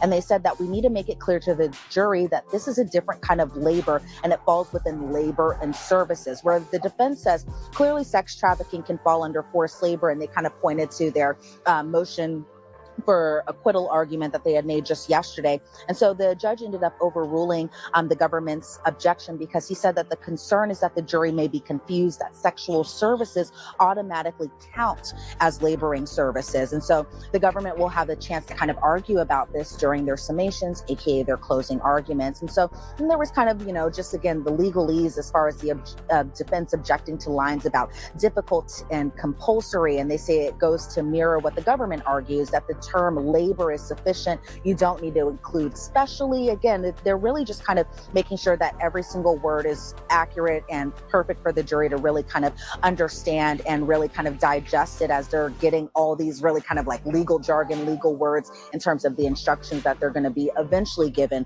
before they are able to deliberate. Hey there, everybody. So I want to thank Morgan & Morgan for sponsoring this episode of Sidebar. Always love talking about them. Now, here is the incredible thing about Morgan & Morgan, and one of the reasons why I like talking about them so much. Hey, say something about our big win. Not supposed to come on camera. The reason Morgan & Morgan, America's largest personal injury law firm, is so big, and I'm sure you can guess it, is because they win a lot. And that's Don't forget huge verdicts. Yeah, they've won big verdicts, $6.8 million in New York, $26 million in Philadelphia. You see, the thing about them is they don't settle for lowball insurance offers from insurance companies, which is something. Mention that you can submit a claim from your couch at home and on your phone. And they've completely modernized the process by submitting your claim, talking to your legal team. It's all done straight from your smartphone. Again, that's something that 8 clicks or less. 8 clicks or less. Yes. You can see if you have a case in just a few minutes. Got 1,000 lawyers. We have over 1,000 lawyers. All right. You know what, Dan? If you really think you can do better, maybe you should just do it yourself. What Jesse was getting at is if you've ever been injured in A lot for the jury to consider over these past few weeks. It is a complicated case. There is a lot of evidence. There's a lot of testimony. And closings are the last time the jurors will hear from the attorneys before they begin their deliberations. So we begin with the prosecution's closing argument that was delivered by Assistant United States Attorney Christy Slavic, outlining why the jury should find Combs guilty of 1 count of racketeering conspiracy, 2 counts of sex trafficking by force, fraud, or coercion, 1 with respect to Cassie Ventura Fine, 1 with respect to Jane, and 2 counts of transportation to engage in prostitution. Again, 1 with respect to Cassie, 1 with respect to Jane.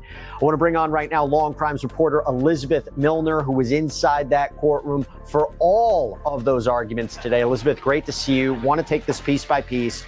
Let's start it off with racketeering conspiracy. The top charge, arguably the most complicated charge in the mix, carries life in prison. Okay, so there's a lot at stake here. The prosecutor definitely wanted to make it clear for the jury. How did she outline, let's start this, how did she outline that this is a criminal organization, that there was a criminal agreement? Let's start there before we even move into the underlying predicate crimes that the prosecution needs to prove.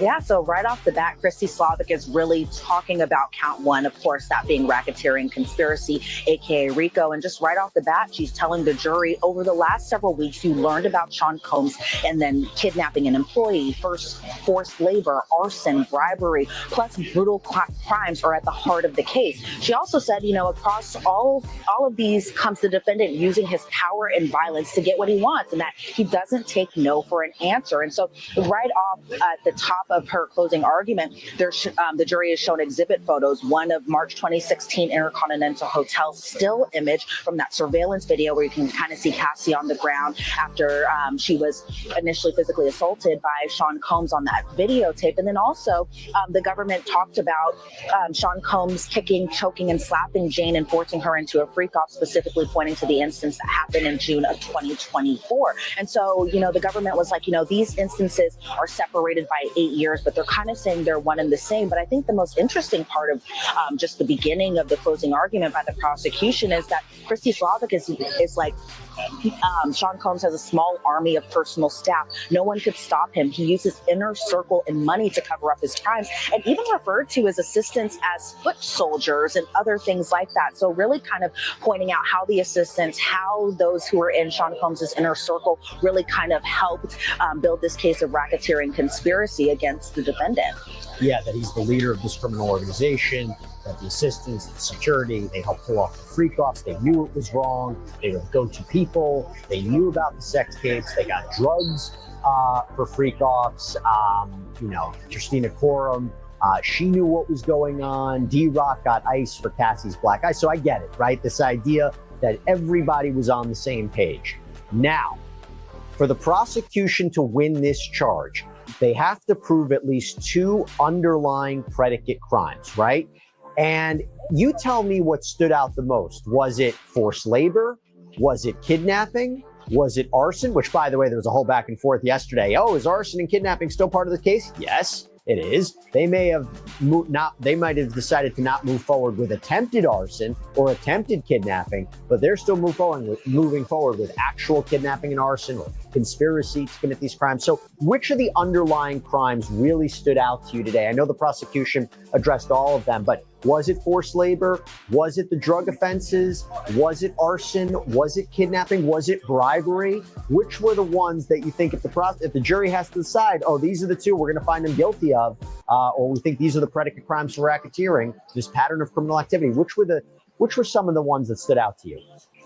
Well, to your point, Jesse, the prosecution laying out again that the government only has to prove 2 of these acts, but as they're listing drug distribution, kidnapping, arson, bribery, sex trafficking, forced labor, witness tampering, interstate transportation for prostitution, you really could pick any of them because I feel like the government made very strong cases for all of them. But some of the ones that really kind of stood out to me, and I think for maybe a different way than maybe people think, was kind of drug distribution, because I think a lot of people, in terms of just the drugs and overall kind of components that go to it, that people think, Sean Combs had to be transporting, kilos and large quantities of drugs. But really, the government was kind of laying out that delivering or passing on drugs kind of count as distribution. And so I think Christy Slavic made a pretty strong argument where she said a special ingredients that, talking about the drugs, were required for freak-off.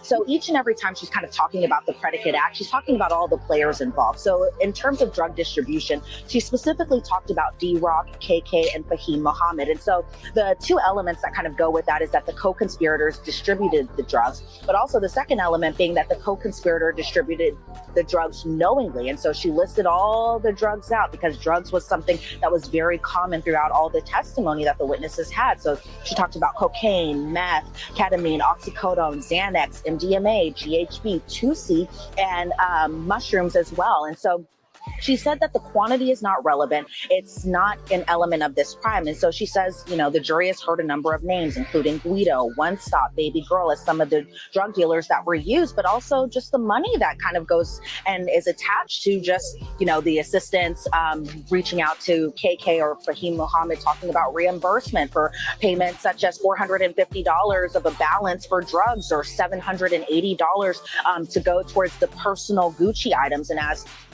they talked about throughout a lot of witness testimony, the Gucci items normally refer to the drugs that were in a specific Gucci bag that Sean Combs always had on his person, or that the assistants were required to carry just near and around Sean Combs. But even in terms of just distributing the drugs to others, the prosecution named a number of people that it kind of falls under there, where it's including Cassie and Jane and Carrie Morgan and Bonna and Mia, and how Mia and Brendan Paul specifically were even made to kind of partake in this drug use. Mia testified that she kind of was given a different batch of all these different drugs, and it was kind of like a guessing game of which drug was which drug, and she had to take a line of it. Whereas Brendan Paul talked about the first time he did drugs outside of marijuana was 2C with Sean Combs in order to kind of prove his loyalty. But I think another big thing, Jesse, was just the kidnapping aspect, because to your point, a lot of people are like, oh my God, there's no more kidnapping. Oh my God, there's no more arson. But the prosecution laid out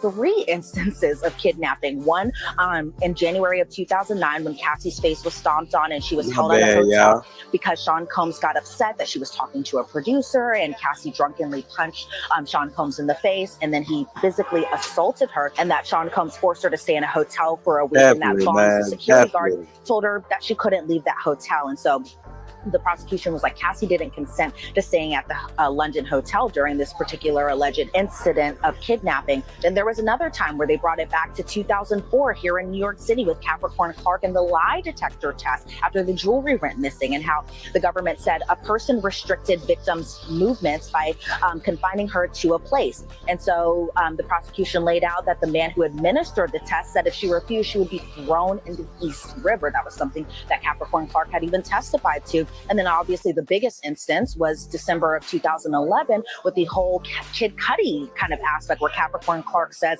that a gun was pointed at her face by Sean Combs. She was forced into this car and was driven over to Kid Cudi's home, all because Sean Combs was upset that he being Kid Cudi was seeing presidential crime. But that Capricorn had even testified again that Sean Combs held a gun at her. She didn't want to go with him, and that all the players involved with that particular instance of alleged kidnapping was Capricorn Clark, Rue, who was a security guard, Sean Combs, how they drove over to Kid Cudi's home, and Capricorn Clark didn't consent. Now, obviously, Jesse, there's a number of other interesting points where you talk about bribery and other things too that are very interesting, but those to me are the ones that definitely stood out the most. Yeah, bribery. Eddie Garcia, the hotel security guard who was allegedly paid $100,000 that he split with others to hand over the videotape of Sean Combs reportedly beating Cassie. That's not. That was a significant point. Forced labor. The idea of Mia, this personal assistant, being allegedly sexually assaulted by Sean Combs, but also the idea of the two main alleged victims in this case, Jane and Cassie. They were forced to perform sex acts, right? This forced labor. We're not saying like but what we're saying is there ain't no dang racketeering or no human trafficking. Them the crimes that can get him sent up the way for a long time, y'all. Like that's the stuff that can get him. That's not that. Yeah, he's supposed to go to jail. We talking about the charges that can get him a life sentence in the feds. Nigga, like, go on and get that nigga 5 to 7 years and leave it alone.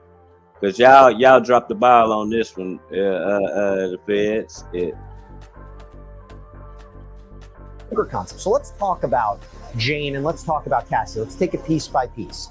They each make up, as I said, individual sex trafficking counts and individual counts of transportation to engage in prostitution. But when we talk about sex trafficking by force, fraud, or coercion, let's talk about Jane.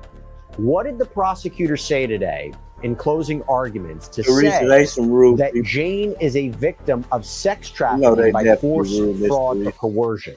What did she say about that?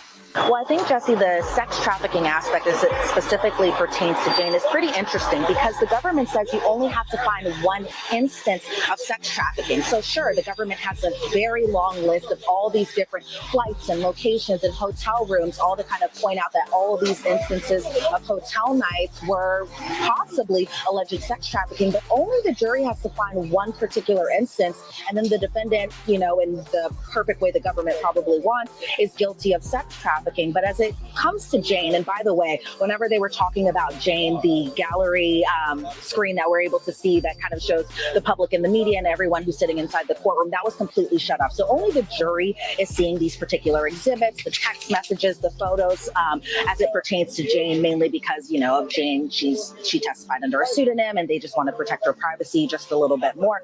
But in terms of just the different stages of sex trafficking, the government said that the first stage was Jane kind of learning about the drugs and the outfits and putting pornography on, because they were saying that Sean Combs kind of groomed Jane into sex trafficking. So they say that first stage, again, being the drugs, the outfits, putting pornography on, something that kind of Diddy enjoyed according to her testimony. But she said the second stage was the fantasy talk, and how the fantasy talk kind of pertained to Jane with other men, and that Sean Combs made it happen eventually. And then that third stage was using a payment of rent, because as we know, Sean Combs was paying for her rent $10,000 a month, which we learned during the trial that he's still paying for even at this time, but that payment of rent was used as leverage. And so Chrissy Slavic is like, he reminds her he can take things away from her anytime that he wants to. And so the government said that the hotel nights weren't about what Jane wanted, it was about what the defendant wanted. He made Jane sex with the entertainers because, as the defense kind of pointed out, using Jane's messages kind of in a way against her, we're saying, okay, it ain't came out yet. It's still in their hands. Entertainers all on her own, but the government is saying that Sean Combs made Jane kind of sex with these entertainers, and that Jane wanted the escorts to wear condoms. However, Sean Combs didn't want that. They are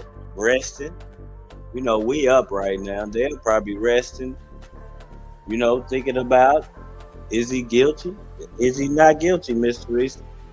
Yeah, we don't know yet. But I think what we're gonna do right now, I think we're gonna go over the court AI. We're just gonna play it all the way through. I think that's what we're gonna do right now. Just play it all the way through so y'all can see the court's transcript. Let y'all congregate amongst each other. We won't stop it. We'll just play it all the way through. You know? Let me see it. I got it on my shit. Do something real fast. Y'all bear with me for a second.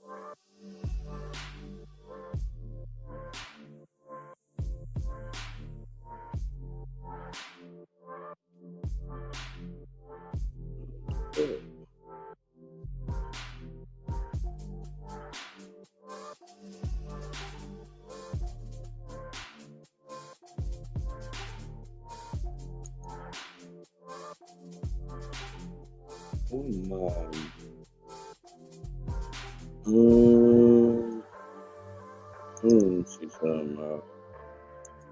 I can't find the shit, dog. Let me see.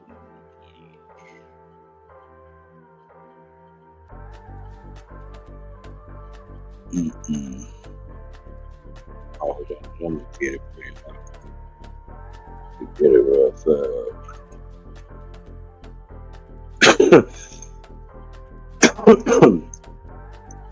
Roll me up wood.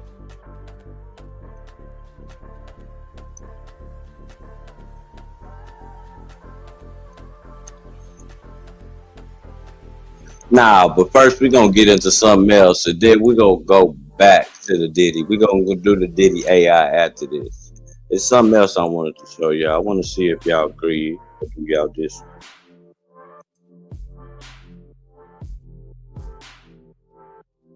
And then we're gonna get into this, you know. Then we're gonna go back into the Diddy AI, y'all. I want y'all to listen to something real quick. Shout out to the Danza project. Make sure y'all subscribe to the Danza. So when you look at, hold on, I want y'all to. When you look at what Adam 22 speaks on, hold on, let me stop this. And you see how he just met. Stop it. All right, listen to this real fast. We got Sauce Walka.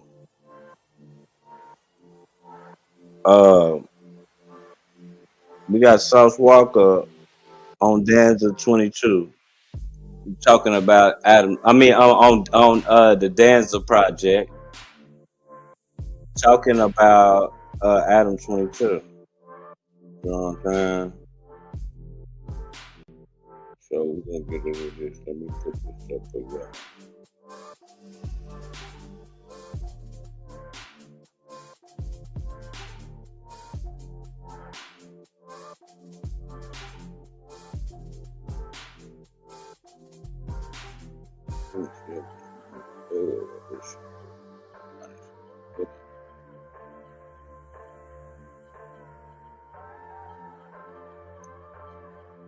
Mentions that I know Sauce Walka. I've been around. You know what I mean? I kicked it with you in Houston. We've been out here a few times. I know you get money. He starts making he starts saying things like, oh, me and my wife make more money than Sauce. His wife will never he know his wife ain't never made more money than none of me or none of the bitch I ever had. Man, that man can't see my hoe. This don't take like 15 to 20 minutes. That nigga can't see a bitch I can, boy. What?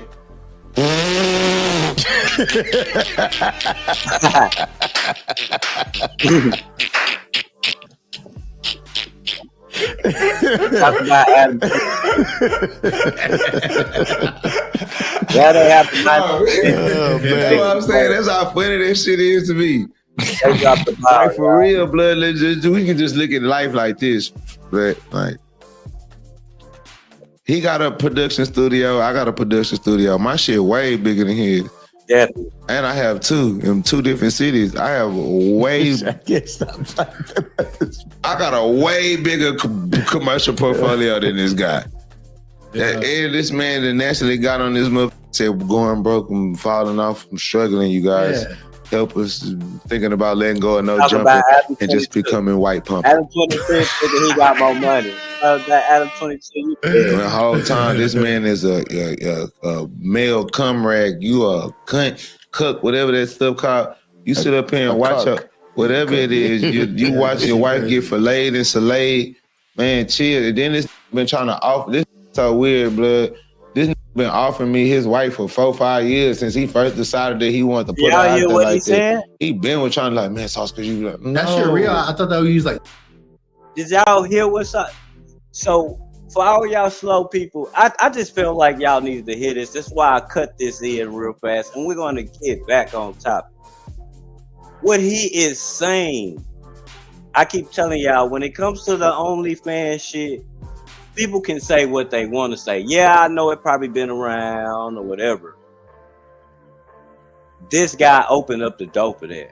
That's why he got all this money, boo. So what Adam is saying, you know, he is a porn star. His girl is the porn star. He been trying to get Sauce Walka to give him the sauce or put him on, put his girl on with the shit. This is weird, man. Trolling or it's like a joke or No, something. weird ass. No, peon, bro. This is a dork. He's bro. You could never. That's what I'm saying. This exploitation of a real can't make me do nothing of that shit. I got more money than you. Even if I didn't have, if I would never have less money than that guy, because he's like, he ain't like what he did when he just started figuring it out. Yeah, bro, I was 6 years ahead of this man. Nah, you're somebody that got a business mind. I just think people try to discredit it. Like, people, because, you know, I play a lot on the internet. I do a lot of childish fun shit, and I'm the way that I am. But, like, bro, I've been cracked the code on some scared shit. Like, yeah. I just got an infinite bag of money I can just go in. But then I can't stop laughing just because the way he burst out laughing right there. I thought because that shit really is funny as to me. Yeah. Like, when I know this man's situation is nothing. Like, I know the top OnlyFans creators in America, in the world. Like, a lot of these women started off at my mansion in COVID. Like, I told y'all, dog. Y'all don't want to listen. The guy, and I'm not by any means trying to say exploit that type of stuff, exploit women or that type of whatever. Bro, the man bought a whole mansion. Like some shit like the Playboy guy did. And my nigga, every room was a different scene with different women. From on OnlyFans, he was the first nigga. Nobody was making more money than him, bro. That nigga don't make no money out rap. That nigga made millions off OnlyFans, bro. That shit, this nigga opened up the door for that shit, bro. I don't care what nobody say. And I'm not just sack riding because he from Texas and I'm from Texas. Bro, he did. That's how he made his money, bro. Like, he got a house, start filming porn. Like, start filming porn, opened up the door for the shit, dog.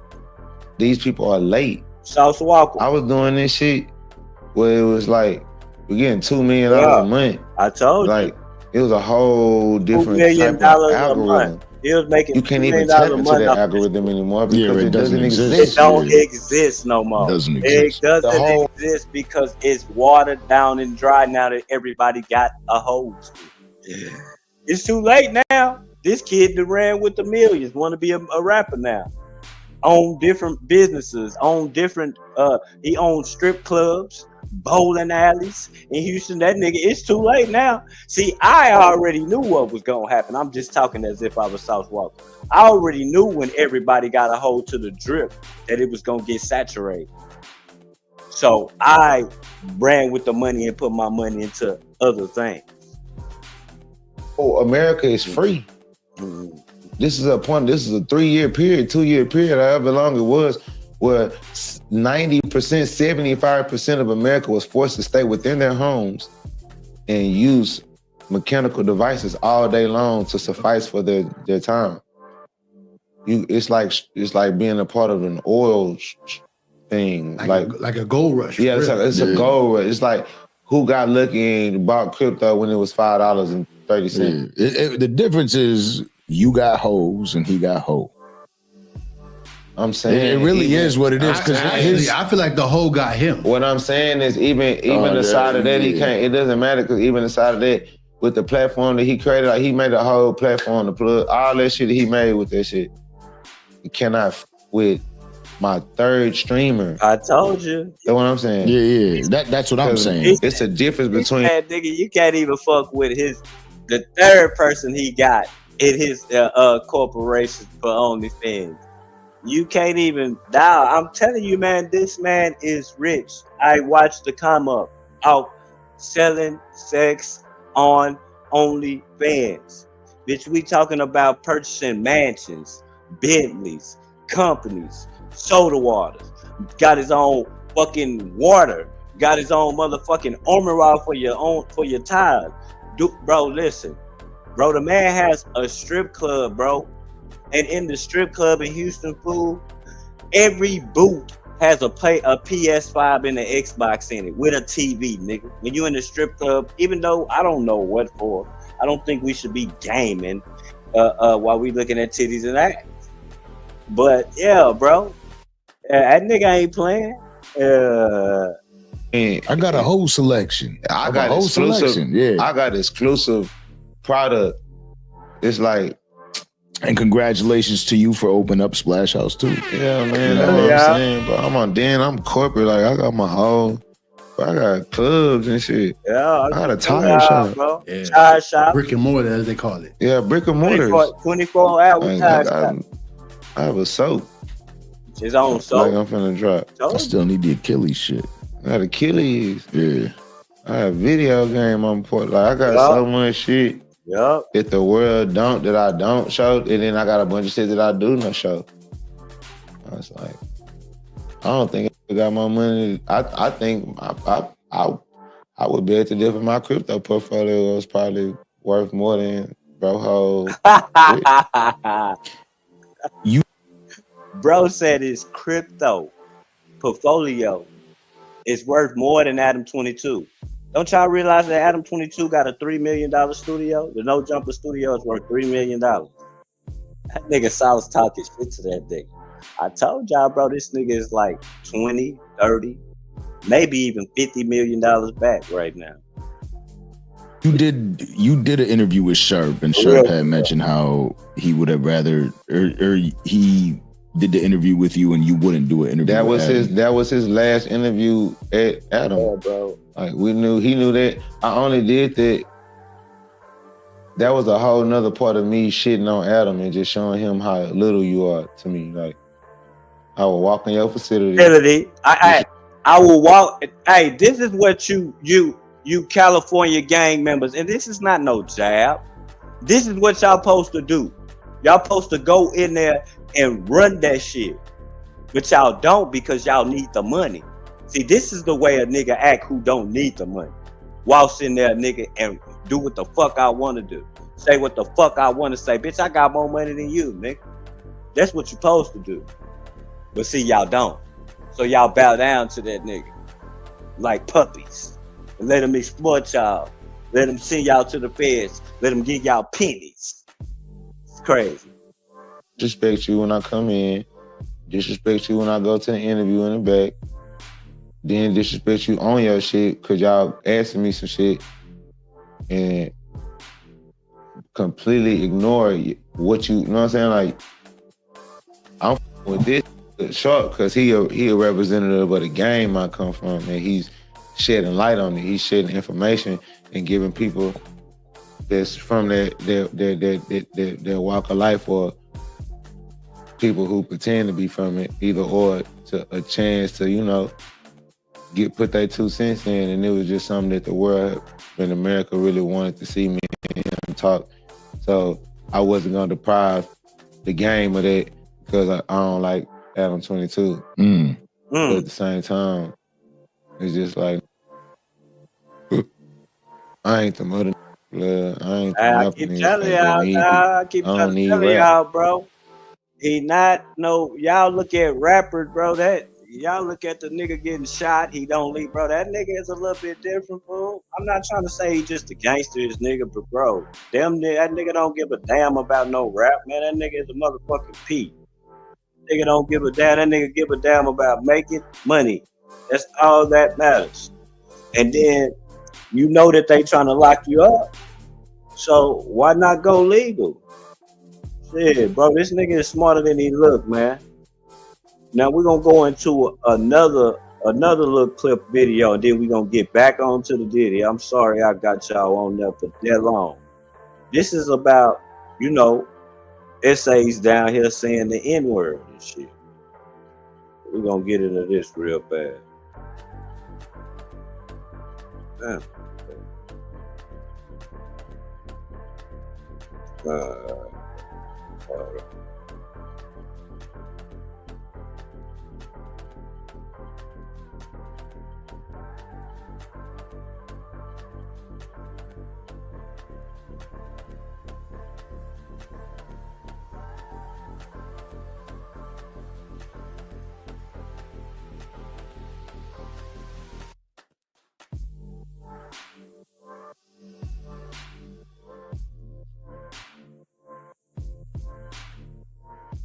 Crazy, bro. That nigga say he been offered me his wife.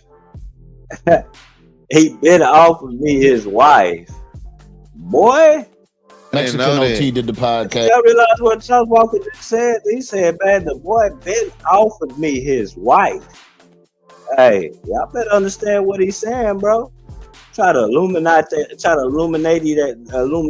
nigga Sauce Walker. Sauce Walker told that nigga, what? They asked him about, you know, the use of the N-word, and he kept it G. You know what I'm saying? I know you f with him too. And he said he was like, he's like, damn, it's hard to explain because there's no men in the room. And he goes, oh, there goes one. And he goes, what are you gonna do about it? See, that's the thing about it. See, that's when the levels change at. See, if somebody confronts me and be like saying it like I said, so what you gonna do about it? Now you trying to use it in an aggressive form, like you're punking me, or like you have the power of determination over this word to where you can freely use it up under your scale without us being acceptive of that. Right. That's what a narrative change, and a real is gonna put you in your place like that. But at the end of the day, I wasn't there. I wasn't in the room for that, and there probably wasn't no other real in the room to be like, hold on, nah, you can't do that like that. Yeah, you know what I'm saying? You use it in the way to use because we are my. Because guess what? Just because you my, I'll fight you because you my, and then we good after. We'll look at that. That's the point of squabbling. That's the point of masculinity. That's the point of being a man. That's cool. Like how you say, because guess what? The same way how OT's saying that, that's my little brother, that's my nigga. Yeah. But guess what? I say Vato, SA, Wade, and whatever else under the sun. I feel the same way how you feel as well. But I'm gonna use it always in a form of love. But at the same time, if a call me out or somebody call me out about that, hold on, you can't say Vato with the whoop, and then want to look at me behind that, I'm gonna squabble you. We're gonna live and fight and die, whatever, live, fight, die, whatever it is, that's what we're gonna do, because that's what it is to be a warrior. That's what it is to be a man. Yeah. You know what I'm saying? But like, that's why I said when I was previously speaking, for a white boy or somebody that's not black to be able to use the word, you have had to go through pain with me. If you have not went through pain and suffering with and went through the profile, because that's what you got to understand. Whenever you choose, whether it's, like I said, it's different for a woman, but a woman experiencing when you have a child, like when a white woman has a child with a black person, that child is not white no more to society. That child is black. So yeah, the things that you used to get privilege of, your child is gonna put you in a position where you're gonna experience, oh damn, my child is a nigga. Oh damn, like what the shit that I used to get privilege of because you just see me and pull me over, or just see me in the regular the woman that I am before you know the type of men that I like and the child that I have. I have a certain privilege. But then in reality, the people that know this woman, her family, loved ones, friends, if they not also on that same frequency that she on, then she's been exiled. She's treated a certain type of way by the people that know her. Her child is treated a certain type of way by the people that naturally know her. But unless she has a loving family that's accepting of that. But when you get outside of your safety zone or your village, and something happens to your child, or your child go through experience, or you go through experience trying to protect your child, or your child, it ain't got to be police. It can be getting jumped, robbed, fight, shot on accident, just shit. And then you, oh damn, realize, okay, yeah, this would come behind being black. That's why they say everybody want to be a until it's time to be a. Yeah, that's the point that make me have respect and understanding for someone who is. They've been through it. They've been there. You been, you know what I'm saying? I know you from the same trap, same dope hoes, same struggle. We from the same hoes, same, you know what I'm saying? I'm getting shit from you, you getting shit from me. Like we hustling together. We, know what I'm saying? I've been through that. I've been through that lifestyle, and I still decided to give up the word just because I'm like, and that's okay too though. Because, but like I said, it's also about where you born and raised. Buffalo, New York. Okay, so you from Buffalo? You from upstate New York? Yeah, Buffalo, Western New York. I was out there with Conway and Benny. That's what I'm saying. That's a whole different understanding of life and demographic than New York City, New York. Yeah. NYC, New York is 50-50 Hispanic. That is the entire culture of New York as far as like urban, what we love, what we know. Big Pun, Fat Joe, I mean not Remy Ma, but Jennifer Lopez, you know what I'm saying? They all say, and they all been saying our whole life. And nobody ever gave a until the internet started getting emotional and having their feelings involved. And that's how I was telling Jimmy. And that's the part that pissed me off. That's the part that made me like, that shit fake. Like now, if motherfuckers was really running around this bitch slapping every single Hispanic person, like that's the thing. If I cared that much, see, okay, like you got like, okay, like in gang banging, it's a word that we don't like to be used. You know what I'm saying? It start with an S. I don't want to hear that word because I don't like that word. I don't want to hear that word being used in a sentence, period. I don't give a if a person's, if people that's watching this interview, they gonna know what I'm saying and they gonna say it in the comments on some lame bullshit, whatever. But just, or they gonna be like, they gonna feel what I'm saying, like, yeah, exactly. Like, if you're saying a regular sentence and a person say the S word, and I'm not talking about the green S word, I'm talking about some blood shit. I'm talking about the national overly understood disrespectful word, universal. This is a universal disrespectful word to all of us, and it start with an S. You know what I'm saying? If I hear a person use this word in a regular sentence, I'm damn near gonna stop them. And, hey, bro, don't say that. Hold on. What? Why? What that mean? Why you saying that? What? Oh, nah, yeah, I don't like that word right there. That word, it offends me. Yeah. If you're not the person that's going to do that every single time that somebody is using that word that you feel is not appropriate to be use of the word, then shut up about that and that shit fake. Like, you know what I'm saying? Shut up about it. Now, I'm the type of that I don't give a fuck about who use the word to a certain extent until they use it in hate and disrespect. Yeah. When if you use that word to hate and disrespect, for me, like I said, OT my little brother, I love OT to death. But if I was in the room in an interview, he wouldn't have said that like that. Because if he would have said that like that, you would have put me in a position where you're forcing my hand to respond to. That's like me calling you something out your name, or me saying that that's like me saying that, you know what I'm saying, somebody is not this because of that. You know what I'm saying? Yeah. That's like me saying, oh, you can't be a Mexican Crip. I'm not gonna say that about my little because you probably really didn't fought and earned your name. Yeah. You know what I'm saying? And what's that shit called? In Bay City, where my nigga from, he didn't earn his name, and like it's real in Bay City. These is real street that's around him. I went and shot videos in this hood. I went to this city out in the country. He stayed an hour and a half away from Houston, Texas. I went to where he's from, and the predominant people that I saw was black people. I didn't see that many Hispanics around him. I seen probably 3 or 4 Hispanic people that was in and out, but when I went and shot videos in his ghetto, went to his grandma's house, went to the corner store where he was raised up at, all of these Crips that was around him, that was showing him love and embracing him was all black. Oh. So it's kind of like, it's kind of weird to feel that somebody who actually grew up in that type of environment around nothing but that's going to only address him and refer to him as him not saying. Yeah. Now, when the lights on and the cameras on and you put in position like that, and you know what I'm saying, it's used in the people are trapping you to use it in the word of, in a form of disrespect, or like you gotta have some type of humility and tenderness for the public and for the people that love you and your fans. And I could say that it just take, you know what I'm saying, with him, because on this I got an album with this. I got a full album project with Mexican. He's from Texas. Yep. He's from my state. Did an album with Mexican. Like I said, an hour away from my city. He, you know what I'm saying, he's a part of the community of people that we all do music with. D-Baby say all the time. Yep. Just feel me? But D-Baby is a real be around all day. And Hispanics too, though. D-Baby really got a bunch of little Hispanics around him, though. There's little street. But that's the whole point. That shit different where we come from. Yeah. But at the end of the day, I don't give a who you is. If you're using it in a form of hatred and disrespect, yes, it's supposed to get checked. Like anything gets checked. I can call you a bitch. And like, that's my bitch. Oh, I love that. That's my hoe. I love that hoe. That's my hoe. Oh, that's my baby. When you mad. And I mean that in the form of love. Man, hell no, you ain't gonna touch my brother. You got my who? You got my hoe up. Touch my little brother, I'm gonna kill you about that hoe. That's my brother. I'm gonna kill about that. That's my like we talk in that way. Or they be like, bitch, you tripping. Hey, bitch, come here, fool. You feel me? But then in the form of disrespect, you are a hoe. You a hoe. You a whore. You a 3 or 4. You a ass. You a bitch. You a. You know what I'm saying? It's a different form of. You know what I'm saying? Now you gotta understand it. Like if you you gotta obviously be from understand that to get it. You know what I'm saying?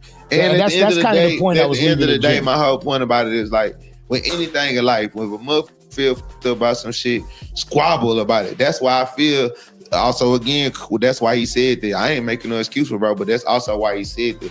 He like, damn, and that's why he said, I wish it would. It ain't no, you know what I'm saying? Yeah. But no, like, yeah, I think he kind of felt pressed by it, like, yeah, and I can't be mad at that for feeling like he got to defend himself. Yeah, he just looked at it like, why she coming at me? Why you even come? Why you? And I feel that 100%. Like.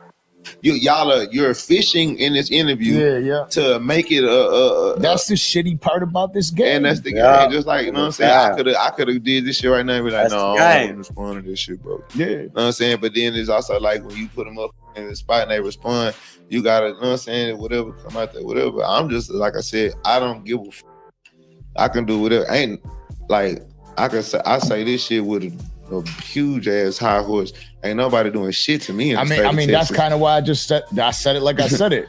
Like usually I'd be like, yo, you been down there with OT. Me? Yeah, hell yeah. You know what's going down. But I love bro. I love everybody in Texas. Like, you know what I'm saying? All my little niggas saying, right I feel like that's what I'm saying. I'm gonna address all of them. Like, I'm not gonna meet a Hispanic dude. That nigga rides around or as wherever and as I'm talking to him. I'm just be like, yeah, bro, throw away and bro, or bro. I'm gonna say what I say. I'm gonna say splat. I'm gonna call you splat. If I put you like that, like I put you, I respect you. I got love for you. I want somebody. I want you to be around my community. I'm gonna call you splat blood. You know what I'm saying? And then it's another thing. It's Mexican bloods. It's real Booyah tribe. Like it's real Mexican bloods from California. Just from Houston and from everywhere else, and that's what I'm saying. You can't, even when it comes to gang banging, it's real Mexican Bloods, it's real Mexican Crips, it's motherfucking me. Like they got the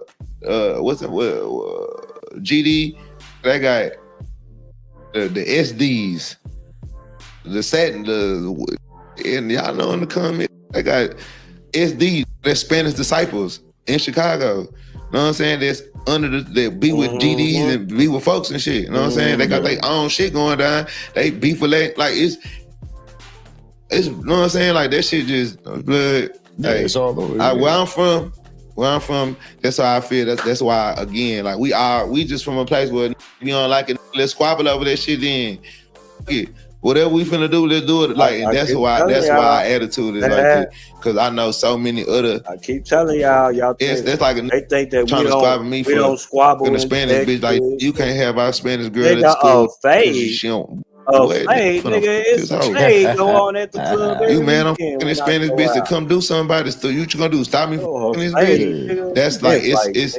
But I feel going, it's racial slur. Ooh, I feel that, but that's not that particular word. If we're going to, like, like the R word.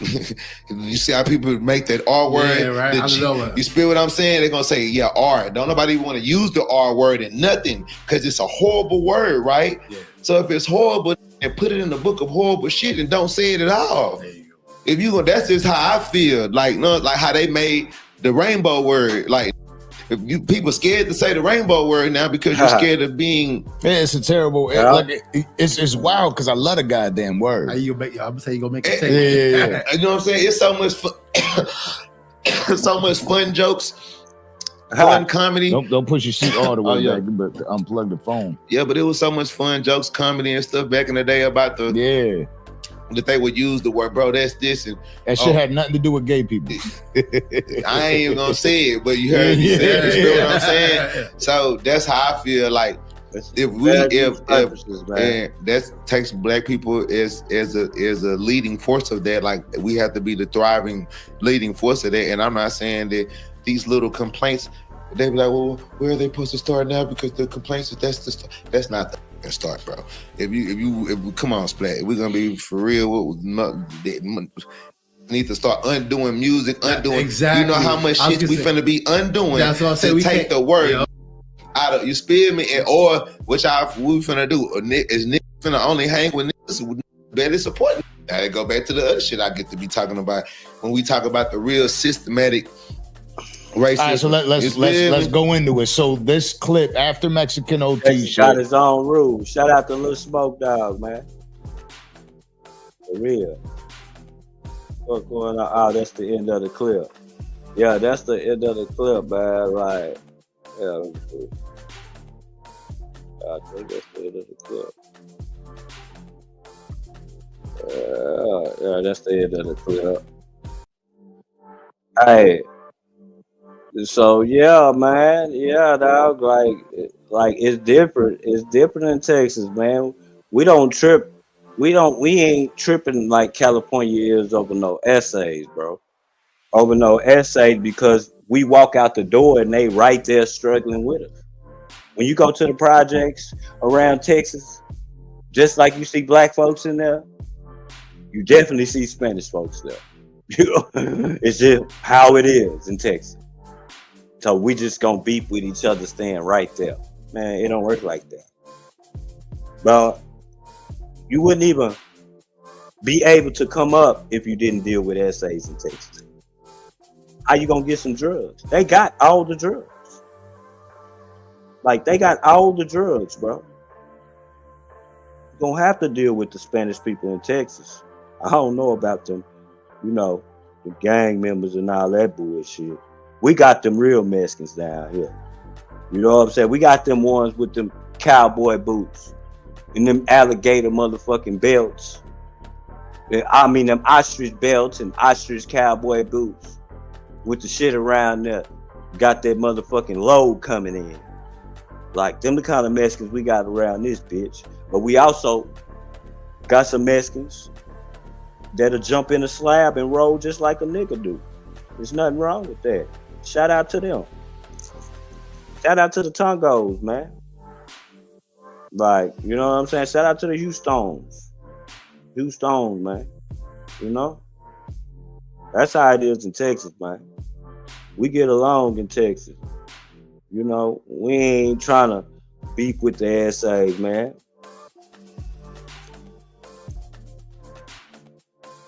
We say non-black girls that have babies without a black man have to think about if they want other people to call their babies the N-word.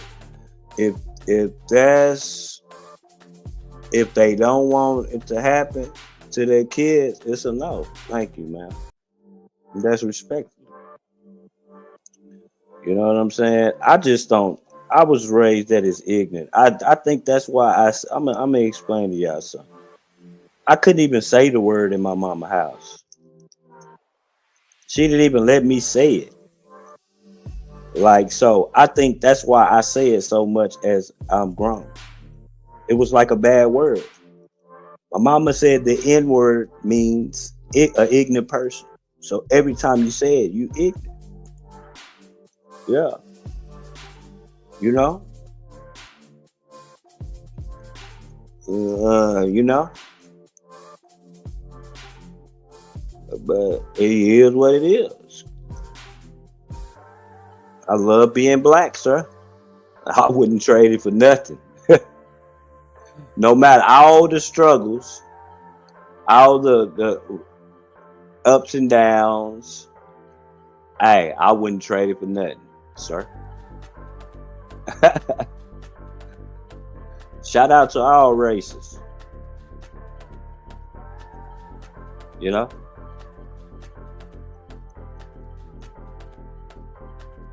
For real.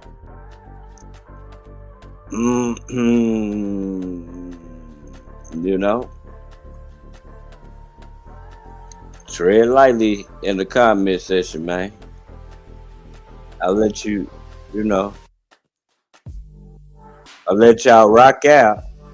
But you know, gotta watch what you say when it comes So to when you look at, I mean, you gotta watch what you say when it comes to when me. you look at I what, watch what I say when it comes to y'all over here, respectfully.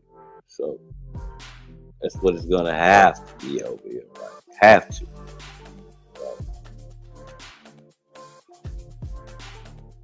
So we're gonna set up this AI shit, man. We're gonna go into the court transcript, man.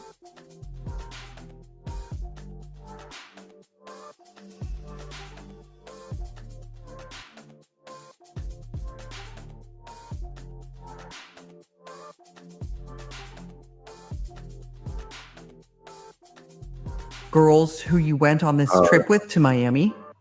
Yes. Who paid for that girls' trip you took? Sean. Where were you all staying? In Miami. And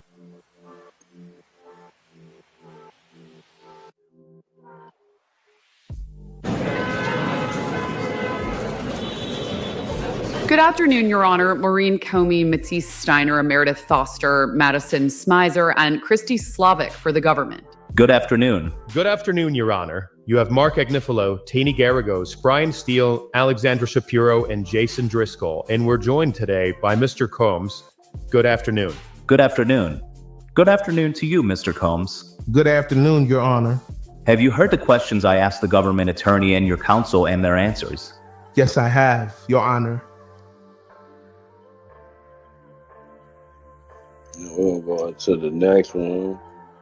What's the next one now? The next one there. As Sean Diddy Combs' federal trial charges into its second week. No, that was wrong. So, 3 men are accusing Damn. Sean Diddy Combs of sexually assaulting them in various locations, and they are going after the music executive and his companies. We've got our hands on the filings to examine the latest allegations, and we are speaking directly with their attorney. we go back.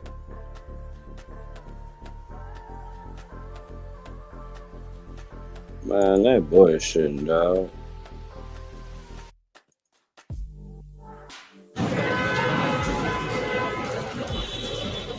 Good afternoon, Your Honor. Maureen Comey, Matisse Steiner, Meredith Foster,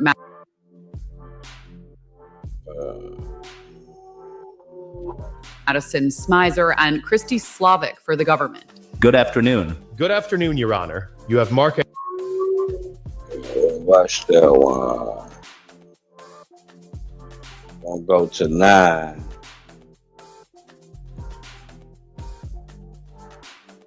Fuck it, I'm gonna let them all play from the top to the bottom. Fuck it. Fuck it.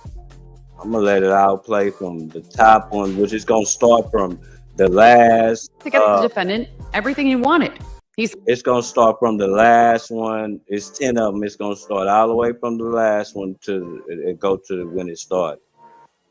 Oh, we're gonna go to that. We're gonna do that. I ain't gonna even stop it or nothing. I'm gonna let y'all just come and comment with y'all.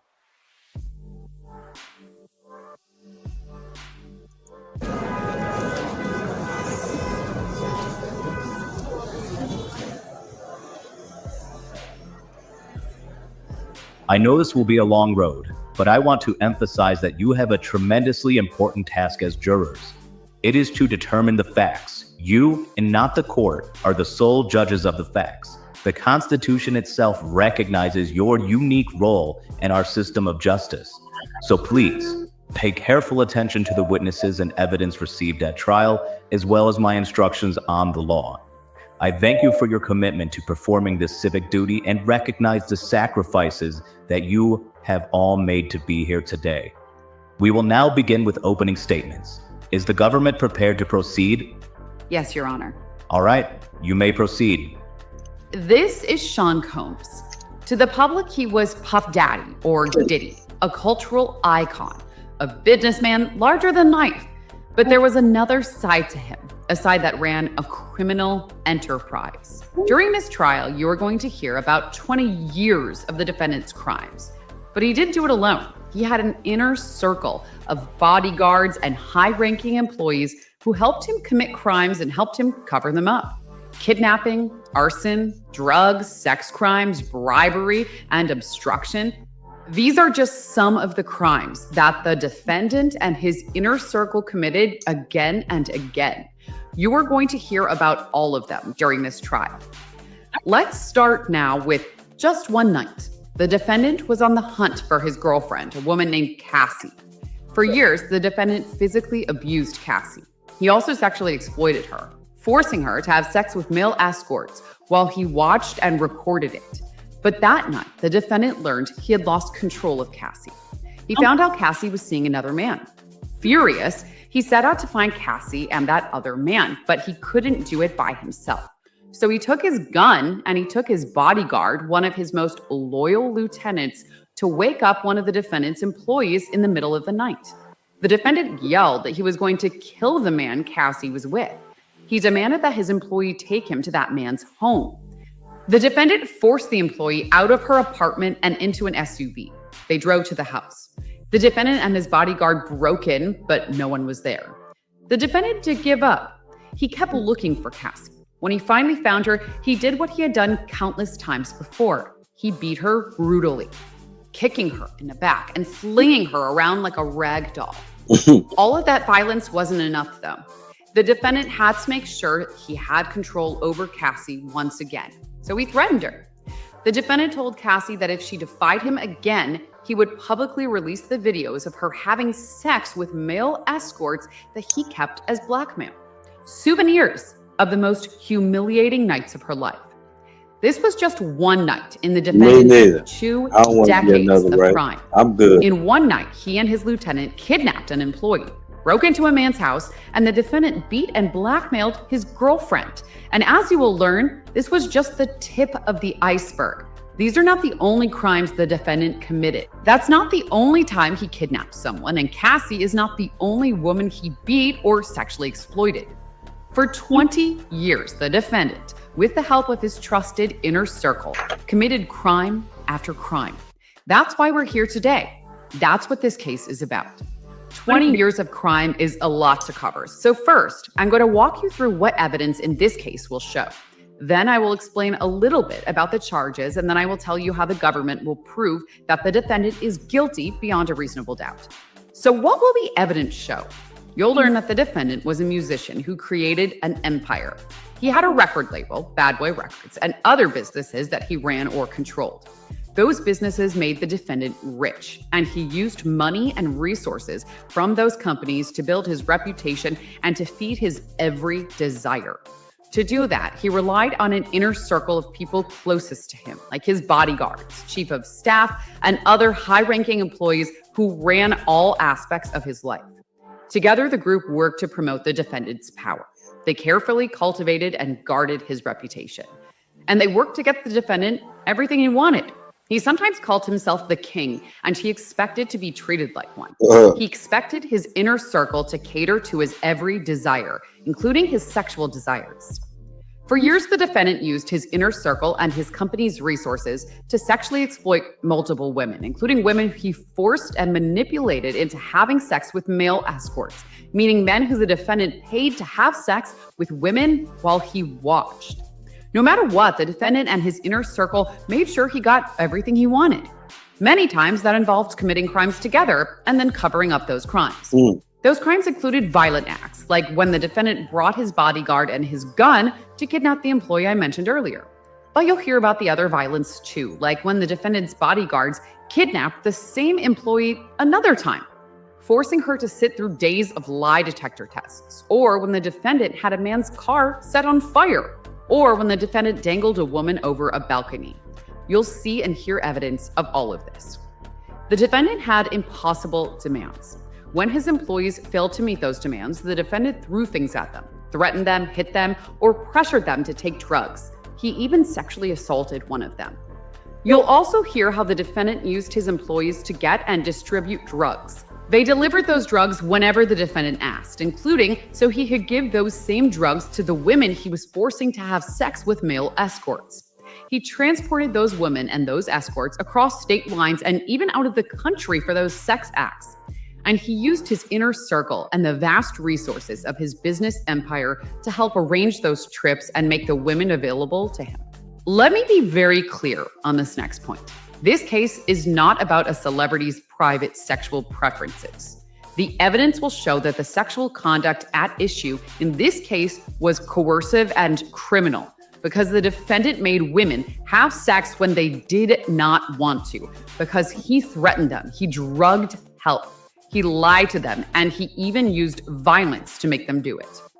A lot of this trial will focus on just two of those women, Cassie, who I talked about earlier, and Jane.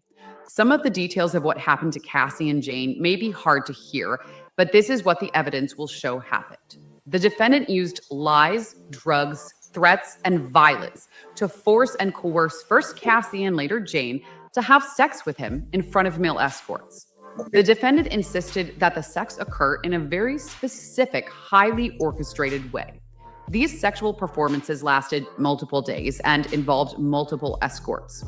The defendant called these encounters by different names over the years. First, freak-offs, later, wild king nights or hotel nights. Week after week, the defendant directed freak-offs in hotels across the country and sometimes out of the country. At times, the defendant had escorts and the women travel from out of state, so the defendant's staff sometimes organized flights, cars, and hotels. The defendant's businesses paid those expenses.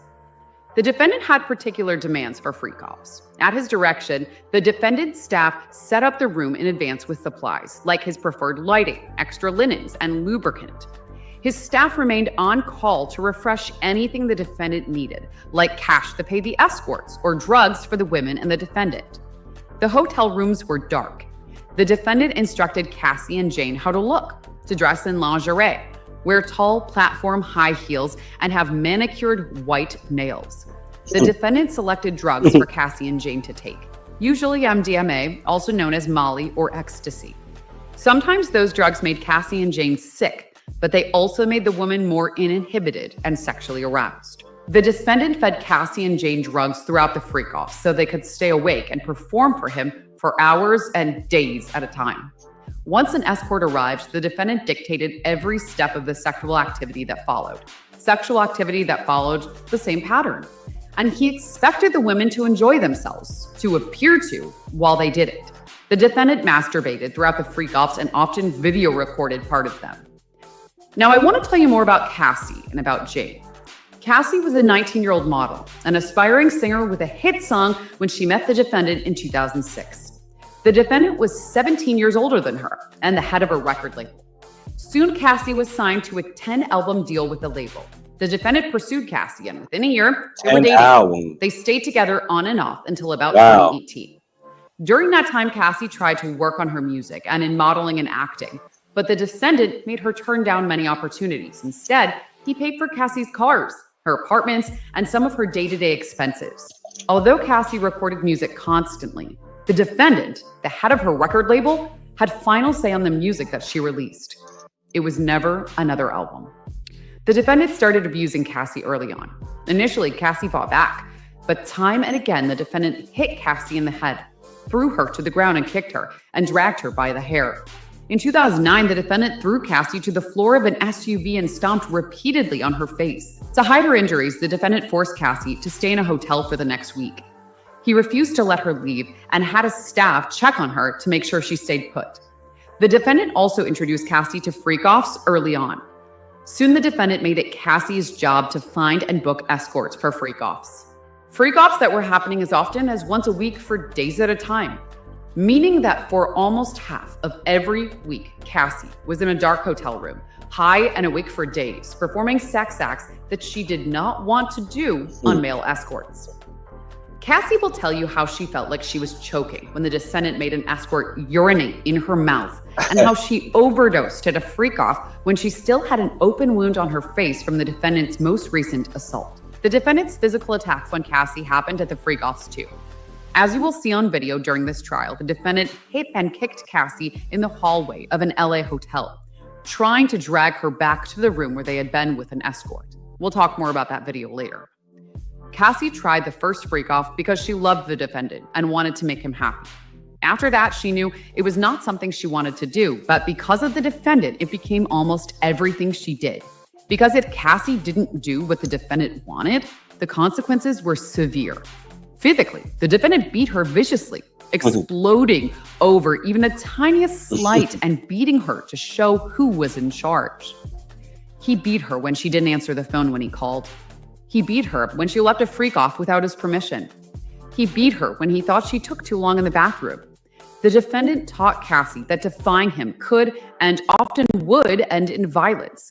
And when she tried to run away, he always found her, often with the help of his inner circle. And Cassie's career and livelihood were also in the defendant's hands, something the defendant made clear to Cassie.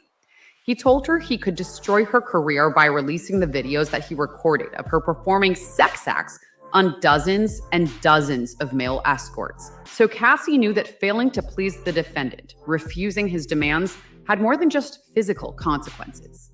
It had the power to ruin her life. The defendant's control, the defendant's violence, and the defendant's threats. That is how the defendant ensured Cassie could not say no to him. So time and again, when the defendant suggested to Cassie that they have a freak-off, she knew she had no choice but to agree and went to work setting one up. She texted the escorts, arranged for them to come to hotels, and put on the performance the defendant wanted. Her livelihood and her safety depended on keeping him happy. Cassie's relationship with the defendant was complicated. You will hear during this trial that both Cassie and the defendant were unfaithful, jealous, and at times angry, but only one of them had power. Only one had control, and that was the defendant. And with that power and with that control, he made Cassie do his bidding in those dark hotel rooms. You'll learn, though, that Cassie was not the only woman the defendant did this to. This was a part of a pattern. Now, I want to tell you about Jane. Jane was a single mom who started spending time with the defendant in 2020. The defendant pursued and romanced Jane, who fell in love with him quickly. Jane was not seeing other men, but the defendant was seeing other women at the time, so his relationship with Jane was not at all public. For the first few months, their sex life was just the two of them, and Jane was happy. That was until the defendant introduced Jane to freak-offs. One night, when they had already taken drugs and been having sex for hours, the defendant told Jane about freak-offs. Jane agreed to try one to make the defendant happy.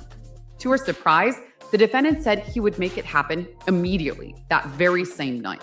He took her to a hotel where a room was already set up and an escort was on the way. Jane was nervous, and the defendant directed her step by step. Jane thought the first freak-off was a one-time wild night. Jane was wrong. The defendant continued asking Jane to have freak-offs and promising that if she did, they would spend quality time together. They would go on dates together. They would go on trips. That was what Jane wanted more than anything, a real relationship. So she agreed. She helped plan freak-offs and reach out to escorts. But even though the defendant promised her quality time and trips, he never delivered. Those were just lies, he told her, to get more nights in dark hotel rooms with escorts. Jane will tell you about those nights in detail, how she wanted the escorts to wear condoms, but many times the defendant did not let them. And Jane will tell you how he had her take drugs to stay awake and aroused for days. Jane tried twice to make it through these nights without drugs. The first time, she broke down and had took ecstasy to finish performing for the defendant. The second time, Jane vomited after having sex with one escort. How did the defendant respond? He told her to hurry up and get back into the room where another escort was waiting. Early on, Jane told the defendant that she didn't like freak-offs and she just wanted to be alone with him. She loved him desperately and wanted a real relationship with him. The defendant did not listen. Feeling stuck and sick of the strangers the defendant kept bringing to these hotel rooms, Jane tried to assert herself in small ways. She found two men who performed in pornography, and she invited them to join the freak-offs. That way, Jane could at least choose the other man she was forced to be intimate with. Like he did with Cassie, the defendant eventually took steps to control Jane financially. The defendant wanted Jane available with him at a moment's notice, and he discouraged her from working. Jane's income plummeted. The defendant gave Jane money and later started paying rent for the house that she lived with her child. That way, when Jane resisted the freak-offs and told him over and over that she wanted to stop, he had the power to coerce her back into hotel rooms. And just as he had with Cassie, the defendant threatened Jane with the videos he recorded of her engaging in sex acts with the escorts. But the lies and the drugs and the threats were not the end of it. Not even a year ago today, Jane had the worst day of her life. The defendant came to Jane's house for an at-home date night. She and the defendant argued about another woman that the defendant had been seeing. Jane was upset and jealous. She had now spent years in hotel rooms for forced sex while the defendant took his other girlfriends for dates and trips. Jane hit the defendant and threw things at him. The defendant became enraged, so Jane tried to get away from him and hide. She ran to her bedroom and locked the door. He kicked it open. She ran to her bathroom and locked the door. He kicked it open. She ran to her closet and locked the door. He kicked it open. She ran to the guest bedroom and locked the door. He kicked it open. She tried to run out the front door, but he grabbed her in a chokehold, lifted her off the ground by her neck, and kicked her to the ground. Later that night, they fought again. And just as he had with Cassie, the defendant viciously attacked Jane. He punched her in the face, kicked her while she was curled up in a ball on the ground, dragged her by her hair and her arm, and slapped Jane's face so hard she fell over.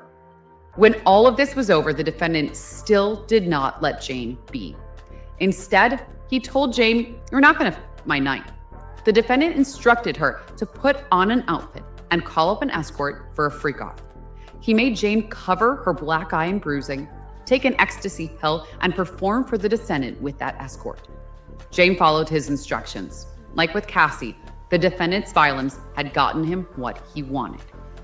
The defendant's sexual violence did not stop at freak-offs, though.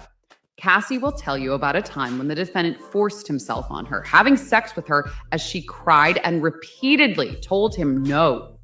And Mia, an employee who the defendant worked to the bone for years, will tell you about the times that the defendant forced himself on her sexually, putting his hand up her dress, unzipping his pants, and forcing her to perform oral sex and sneaking into her bed to penetrate her against her will. As I said before, the defendant had the power and the control, endless resources, and a loyal inner circle who would stop at nothing to get what he wanted. Amidst all this violence, the defendant and his inner circle had to make sure that nothing put the defendant's public image and his power at risk. So as tirelessly as the defendant's inner circle worked to meet the defendant's every need, they also worked to cover up his crimes. Remember the video of the LA hotel of the defendant attacking Cassie during a freak-off? You will hear just how far the defendant, his bodyguards, and his chief of staff went to get what they thought was the only copy of that video. The defendant first tried to pay off hotel security guard with a wad of cash in exchange for his silence. Then the defendant and his chief of staff reached out to a different hotel security guard to broker a deal. In exchange for the video from the hotel, the defendant gave the security guard a brown paper bag full of $100,000 in cash, while the defendant's bodyguard and his chief of staff stood by. This is far from the only time the defendant's inner circle tried to close ranks and do damage control. You'll hear how the inner circle covered up the defendant's brutal beatings by keeping Cassie in hiding for days. You'll hear about the inner circle contacting witnesses of the defendant's abuse to feed them lies, including even after he knew about the investigation in this case. Again and again, the defendant and his inner circle tried to keep the defendant's crimes out of public view to protect his reputation and to protect his power. That is what the evidence in this case will show. For all of this, the defendant is charged with multiple federal crimes. You'll hear a lot more on the charges at the end of the trial when the judge instructs you on the law and his instructions control. But for now, there are just a few points I want to highlight so you have context for what you'll hear during this case.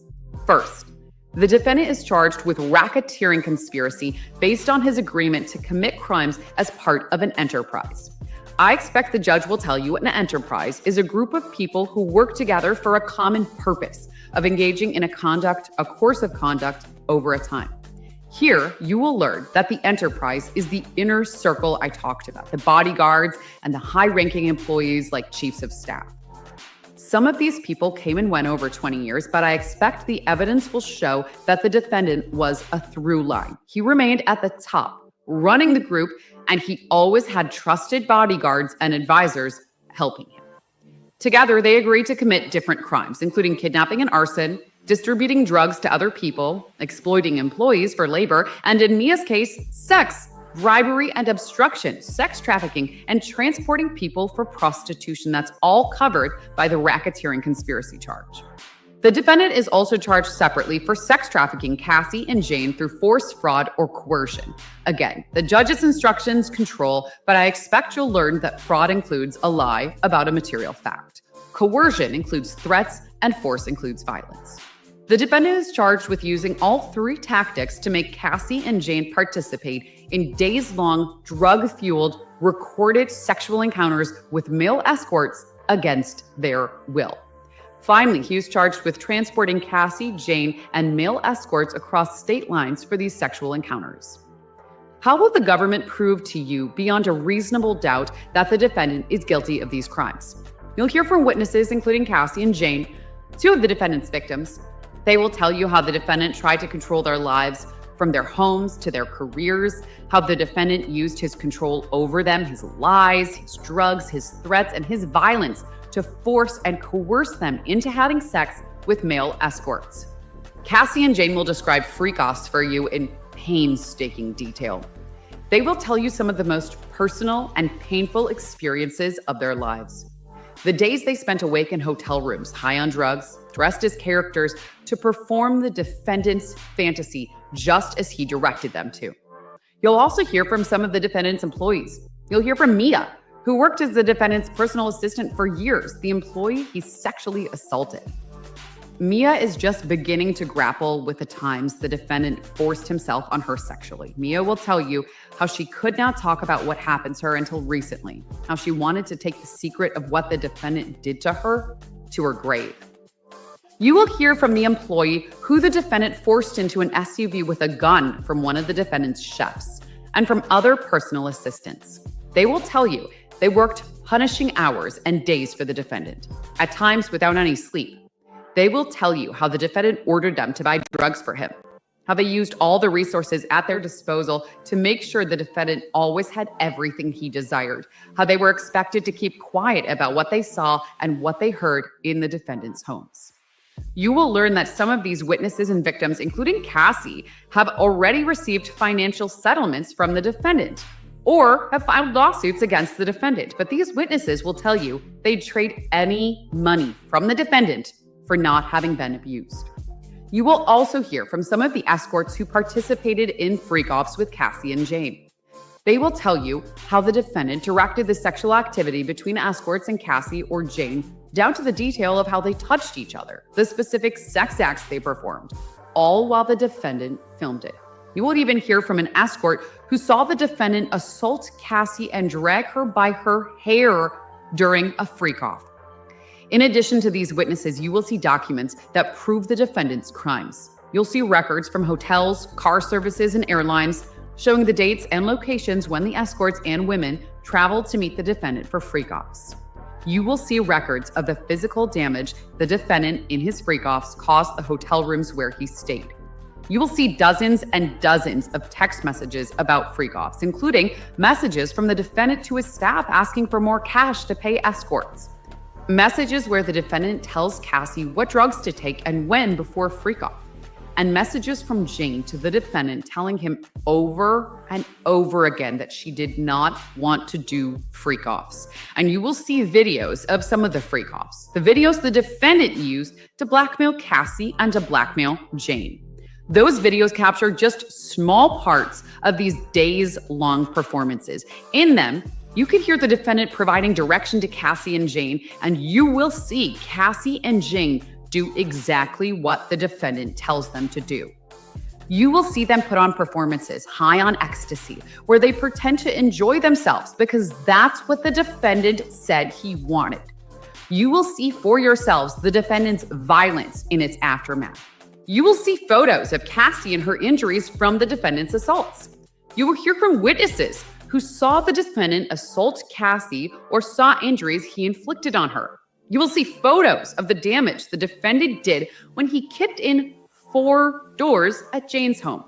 And you will see videos of Jane with bruising still on her face days after the defendant attacked her and forced her to do a freak-off not even a year ago. You will see for yourself what the defendant had in his homes in March 2024 when they were searched. Guns, the defendant's so-called med bag full of illegal drugs, and freak-off supplies like lubricant and platform high heels.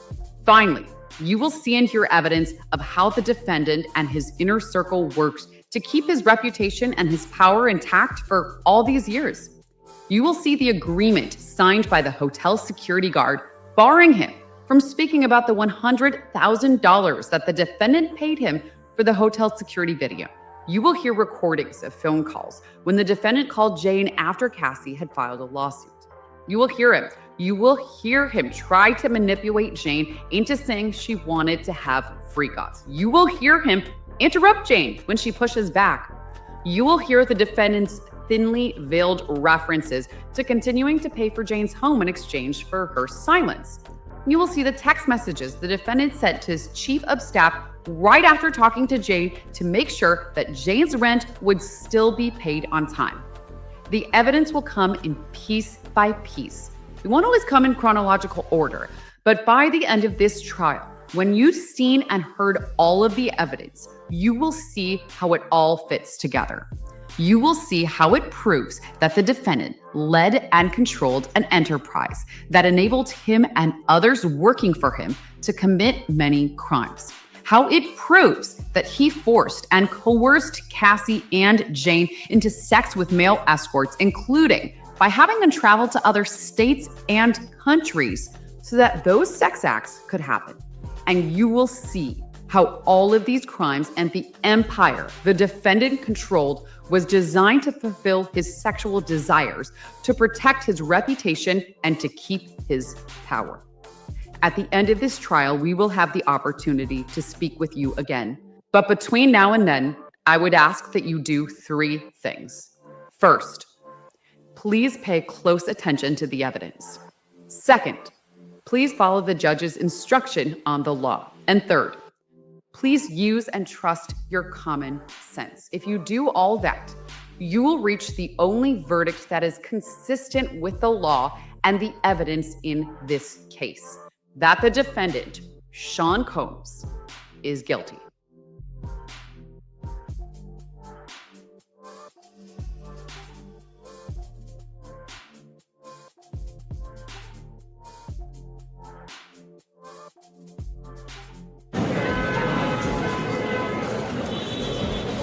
Good afternoon, Your Honor. Maureen Comey, Matisse Steiner, Meredith Foster, Madison Smizer, and Christy Slavic for the government. Good afternoon. Good afternoon, Your Honor. You have Mark Agnifilo, Taney Garagos, Brian Steele, Alexandra Shapiro, and Jason Driscoll. And we're joined today by Mr. Combs. Good afternoon. Good afternoon. Good afternoon to you, Mr. Combs. Good afternoon, Your Honor. Have you heard the questions I asked the government attorney and your counsel and their answers? Yes, I have, Your Honor.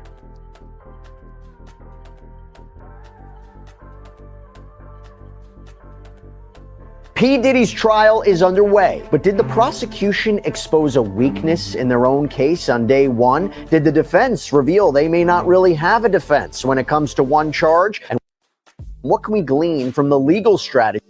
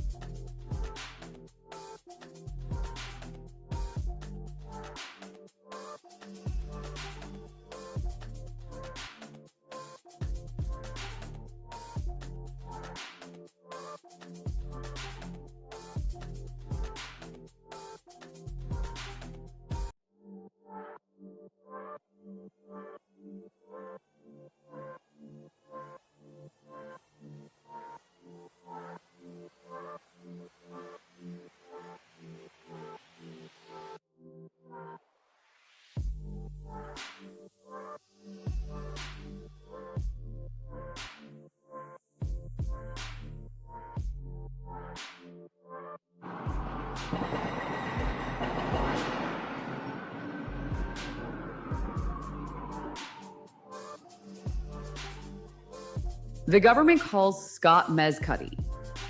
Welcome. Just come right up here. Can I ask you to please give the court your first and last name and spell your first and last name? Scott Mescudi. SCOTTMESCUDI. Ms. Johnson, you may proceed. Thank you, Your Honor. Good morning, Mr. Mescudi. Hi. What do you do for work? I'm an actor and musician. Are you known by any other names? Kid Cudi. Ms. Foster, could you please pull up what's in evidence as Government Exhibit 2A401? Mr. Mescudi, do you recognize who's depicted in Government Exhibit 2A401? Yes. Who is that? Cassie Ventura. Do you know Miss Ventura? Yes. How do you know Miss Ventura? We were friends and we dated briefly. How did you first meet Miss Ventura? Just at an event in New York years ago, around like 2008. Did you ever collaborate professionally with Miss Ventura? Yeah, we worked on some music together. You also mentioned you dated briefly. Approximately when did you date Miss Ventura? 2011. You can take that down now, Miss Foster. Mr. Mescudi, who else, if you know, was Miss Ventura involved romantically with around the same time you were dating her in 2011? Sean Combs. Could you please pull up what's in evidence as Government Exhibit 2A101? Mr. Mescudi, do you recognize who's depicted in Government Exhibit 2A101? Yes. Who's that? Sean Combs. Is that the same Sean Combs who was romantically involved with Miss Ventura? Yes. You can take that down now. Mr. Mescudi, when you were first dating Miss Ventura, what, if anything, did you know about the status of her relationship with Mr. Combs? When we first started dating, you mean? Yes, when you first started dating. That she and Sean Combs had some problems and they weren't dating anymore. Did your understanding of the nature of their relationship ever change? Did the what now? Did your understanding of the status of their relationship ever change? After she told me? Yes. No, not that I knew of. Ms. Foster, can you also please pull up what's in evidence as Government Exhibit 2A406? Do you recognize Mr. Mescudi, who is depicted in this exhibit? Yes. Who is this? Capricorn. How do you know Capricorn? She was a friend of Cassie's. I want to direct your attention to December of 2011. Did there come a time when law enforcement responded to your home in December of 2011? Yes. Why did law enforcement respond in December 2011? Because I had a break-in. I'd like to start at the beginning of the day of the break-in. How did that day start? Well, I got a call from Cassie around 5:30, 6 a.m., and she told me that Sean Combs had found out about us. I was really confused, but she asked me to pick her up. She sounded really stressed on the phone, nervous, scared. So I went to go pick her up, and yeah. A few follow-up questions for you.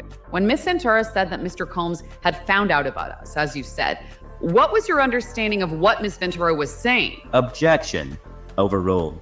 You can answer. Repeat the question? Sure.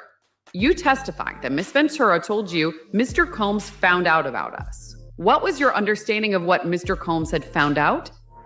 That me and her were dating. And you also testified that you were confused when you heard that? Yes. Why were you confused? Because I didn't think she was still dealing with it. And you mentioned that you went to pick her up. Is that right? Yes.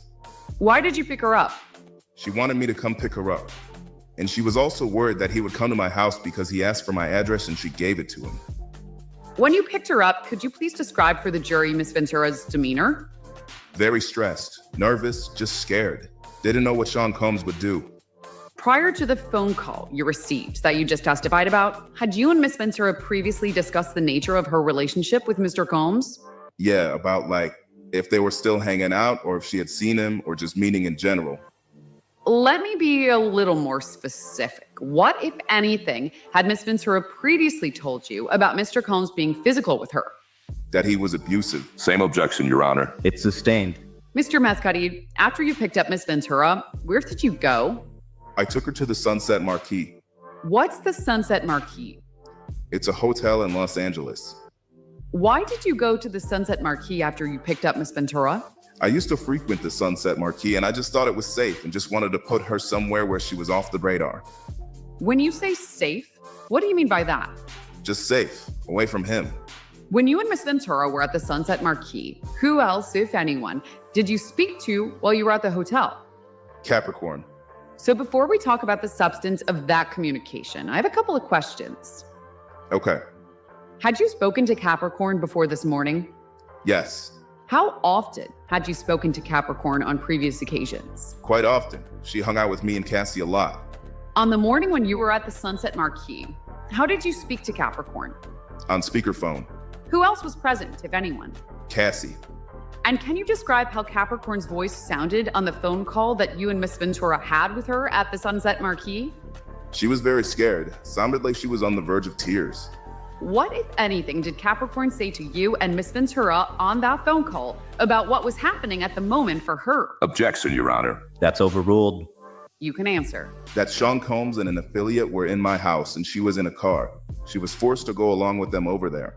And what, if anything, did Ms. Capricorn say about where she was at that moment? She was in a car outside my house waiting for them. And what, if anything, did Capricorn say about where Mr. Combs was at the moment? Ask and answer. Sorry, objection. Overruled. In my house. After you spoke to Capricorn, what did you do next? I got in my car and went to my house. Did anyone go with you when you went to your house after that phone call? No. Ms. Foster, can you please pull up for identification for the court, the witness, and the parties only, Government Exhibit 8C102? Mr. Mascotti, do you recognize what's depicted in this exhibit? Yes. What is it? It's the front door of my old house. And is this the house you drove to after receiving the phone call from Ms. Clark? Yes. The government offers Government Exhibit 8C102. No opposition. 8C102 will be admitted. Will you please publish to the jury, Ms. Foster? Mr. Mascotti, what was the address where you were living at the time? 8925 Hollywood Hills Road. And you mentioned that this was just so I'm clear, you mentioned that this door we see in a photograph, is this the front gate door or is this the door to the residence? This is the front gate door. Is there an additional door to the residence? Yes. You can take that down now, Ms. Foster. How would you describe the neighborhood that 8925 Hollywood Hills Road is located in? Quiet, family-oriented.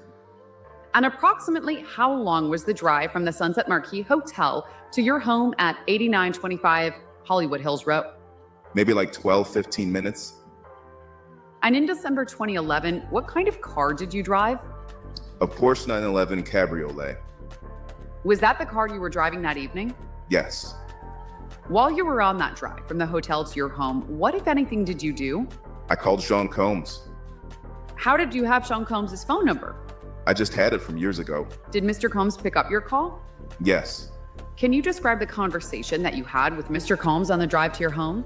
Yeah, I'm going to be very candid. I said, "You in my house?"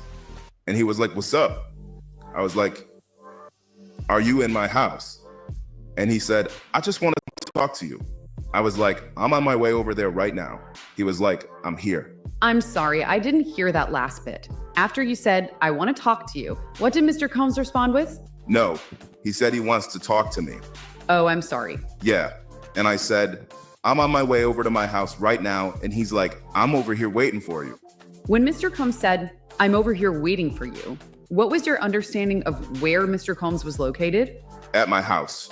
What was Mr. Combs' tone of voice during that phone call? Calm. When you arrived at your house, focusing first on the outside of your house, what did the outside look like? Pretty normal. Were there any security cameras at your residence at that time? Yes. Were those security cameras working that evening? They weren't. I thought they were working, but they weren't. You find out later that they weren't working? Yeah. Where were the security cameras positioned on the exterior of your house? To the side, like somebody moved it out the way. When you say someone moved it out of the way, can you explain what you mean by that? Like the camera was angled down at the door originally, and it was moved to an opposite angle. And when did you discover the camera had been moved to a different angle? Once I got to the house. And was the camera at a different angle earlier, before the break-in? Yes. Had you moved the security cameras at all? No. I want to focus now on the inside of your home. When you went inside, was anyone inside your home? No. What did you see inside your home? Some gifts that I bought for my family were open, some stuff I got from Chanel, and then my dog was locked up in my bathroom. So taking those one at a time, where were the gifts that were opened? On the kitchen counter. What type of gifts were those? I can't remember exactly what specifically, but it was stuff from Chanel. And you mentioned that your dog was locked up in the bathroom, is that right? Yes. How did you typically allow your dog to stay in your home when you weren't present? I just let him roam. Had you shut the door to the bathroom before you left? No. Before the break-in, how long had you had your dog? I think by this time, maybe 3 years. And I want to focus on the immediate aftermath of the break-in, right after. What, if any, changes in behavior did you notice in your dog after the break-in? Very jittery and kind of on edge all the time. I want to focus on what you did next. After you got to your home, what did you do after that? I got in the car and that's when I called Sean Combs. So you got back to your car after you went to your home? Yeah. Were you still alone in your car? Yeah. And you mentioned you called Mr. Combs again? Yeah. Why did you call Mr. Combs again? Because I was looking for him. Why were you looking for him? Because I wanted to confront him. I wanted to fight him, you know? Did you call Mr. Combs? Yeah. Did he answer? Yes. Can you describe that conversation for the jury? I can't remember my exact words, but I was kind of like asking him where he was. And he was like, I'm on my way. I'm on my way. So at that point, I hung up and I thought to myself, I was like, okay, you're angry. Objection. Grounds. Non-responsive. That's overruled. Okay, you're angry. Just think about this, you know, like, and I just thought like, I don't know who he has with him. I don't know what his intentions are. Objection. Why don't we get a fresh question? That's fine. Mr. Mezcudi, what did you do after that phone call with Sean Combs? I thought about, you know, the reality of the situation, not knowing what I was walking myself into. So I decided to call the police. Can you describe Mr. Combs' tone of voice when you spoke to him on the phone while you were in your car? Calm. Where did you go after you called the police? I went back to my house. When you returned home, was anyone there? Yes. Who was there? The police. Did you speak to the police? Yes. Did you make a report about the break-in? Yes. Did you see Miss Ventura later that day? Yes. What was her demeanor like when you saw her later? Stressed. You mentioned this was in December 2011, is that right? Yes. Where did you spend the Christmas holiday in December 2011? With Cassie's family in Connecticut. Where did you stay in Connecticut when you were there for the holidays? At her family's house. Can you generally describe Miss Ventura's demeanor when you were in Connecticut for the holidays with her family? I think being around her family really did a lot for her at that time. She really needed it. While you were away in Connecticut, did you have any additional communications with Mr. Combs? Yes, he had hit me a couple of times. When you say he hit you, what do you mean by that? He texted me. Did he text you? You said a couple of times. How frequently did Mr. Combs text you? It wasn't every day. It kind of stopped at some point when I responded to him and told him I didn't want to talk. His text messages were always along the lines of him wanting to speak. Just get to the bottom of it. When you say you got to the bottom of it, what are you talking about? Just figure out what's going on, I guess. He was in the dark about things and wanted to talk. But at that point, you know, post break-in, I didn't want to talk to him. Did you respond to Mr. Combs' texts? Yeah, I told him, you know, specifically told him, you broke into my house. You messed with my dog. Like, I don't want to talk to you. When did you leave Connecticut? A little bit before New Year's. By January of 2012, after New Year's, what was the status of your relationship with Ms. Ventura? We weren't really hanging out. Why was that? I guess. Objection. Can you rephrase the question? Sure. You said you weren't really hanging out with Ms. Ventura? No. Did the relationship end? Yeah. Directing your attention to January of 2012, did there come a time when you learned your car had caught fire? Yes. How did you learn that your car had caught fire? My dog's babysitter called me in the morning. Approximately what time did you receive that phone call? 6:30, 7 a.m. What was your understanding of where your dog's babysitter was located when she called you? at my house. Was it your understanding that your dog's babysitter was telling you what was happening in real time? Yes. And what did your dog's babysitter say to you about what she saw? She told me my car was on fire. Was anyone else present at your house at the time? No. Where were you? I was at my ex-girlfriend's sister's house. Approximately how far away from your house were you? Like 45 minutes or something like that. Where was your car at the time your babysitter called? In the driveway. Was it in the driveway of the same home at 8925 Hollywood Hills Road? Yes. After you received this phone call from your dog's babysitter, what did you do? I immediately went to my house. Miss Foster, can we please pull up for identification for the court, the witness, and the parties, government exhibits 3F101 and 3F102? I'm going to show you 6 total pictures, Mr. Mascotti. Mm-hmm. Do you recognize what's depicted in those pictures? Yeah. What is it? My Porsche. Miss Foster, can you please pull up government exhibits 3F103 and 3F104? Do you recognize what's depicted in these photos, Mr. Mascotti? Yes. What is it? The damage from a Molotov cocktail in my Porsche. Is that your car? Huh? This is your car. Yes. Miss Foster, can you now please pull up for identification government exhibits 3F105 and 3F108? Mr. Mascotti, do you recognize what's depicted in those photographs? Yes. Is that your car? Yes. The government offers government exhibits 3F101, 102, 103, 104, 105, 108. No opposition, Your Honor. Those exhibits will be admitted. Can you publish those exhibits to the jury? Mr. Mascotti, when did you receive these photos? While I was on my way to my house. Who sent these photos to you? My friend Chip. Who's Chip? He's a good friend and collaborator. Why did Chip send you photographs of your car? He was closer to my house and I wanted to see the damage that had been done. Did you ask Chip to go take photos for you? Yes. So I want to focus on these 2 photographs. First, on the one on the left. Can you describe what's depicted in the photograph on the left? It looks like the top of my Porsche was cut open and that's where they inserted the Molotov cocktail. And the photograph on the right. From what angle is that photograph taken? It looks like that's from the passenger side looking up the roof. On the right-hand side of the photograph, what is the hole? Is that the same hole in the roof you can see on the photograph on the left, 3F101? Yes. Can you take these down, Miss Foster, and pull up 3F103 and 3F105 side by side? Mr. Mascotti, starting with the one on the left, can you please describe what we are seeing in government exhibit 3F103? That's the door to the driver's side, smoke damage. Then what is depicted in the photograph on the right? That's the hole in my roof. Can you take those down, Miss Foster, and pull up government exhibit 3F104 and 3F108? What's depicted in these 2 images? The damage to the driver's side. You mentioned a Molotov cocktail earlier. Yeah. What's a Molotov cocktail, to your understanding?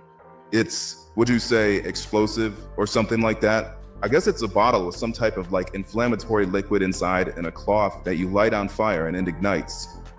Did you eventually get to your home on the day of the car fire? Yeah. What did you see when you arrived home? Just the damage. I saw the Molotov cocktail, yeah. Are these photographs that we just looked at similar to what you saw when you arrived home? Yeah. When you say, I saw the Molotov cocktail, what did you see? The bottle, and it was kind of just burnt up. Was any law enforcement present when you arrived here to your home? Yes. Did you speak to law enforcement that day? Yes. Did you make a report? Yes. With respect to your car, was your car able to be repaired after the fire? No. And when you said you saw the bottle for the Molotov cocktail when you returned home, where was that bottle? On the ground. Was it on the ground inside or outside of your vehicle? Outside of the vehicle. Was it near the vehicle? Huh? Where was it in relation to the vehicle? It was near the vehicle.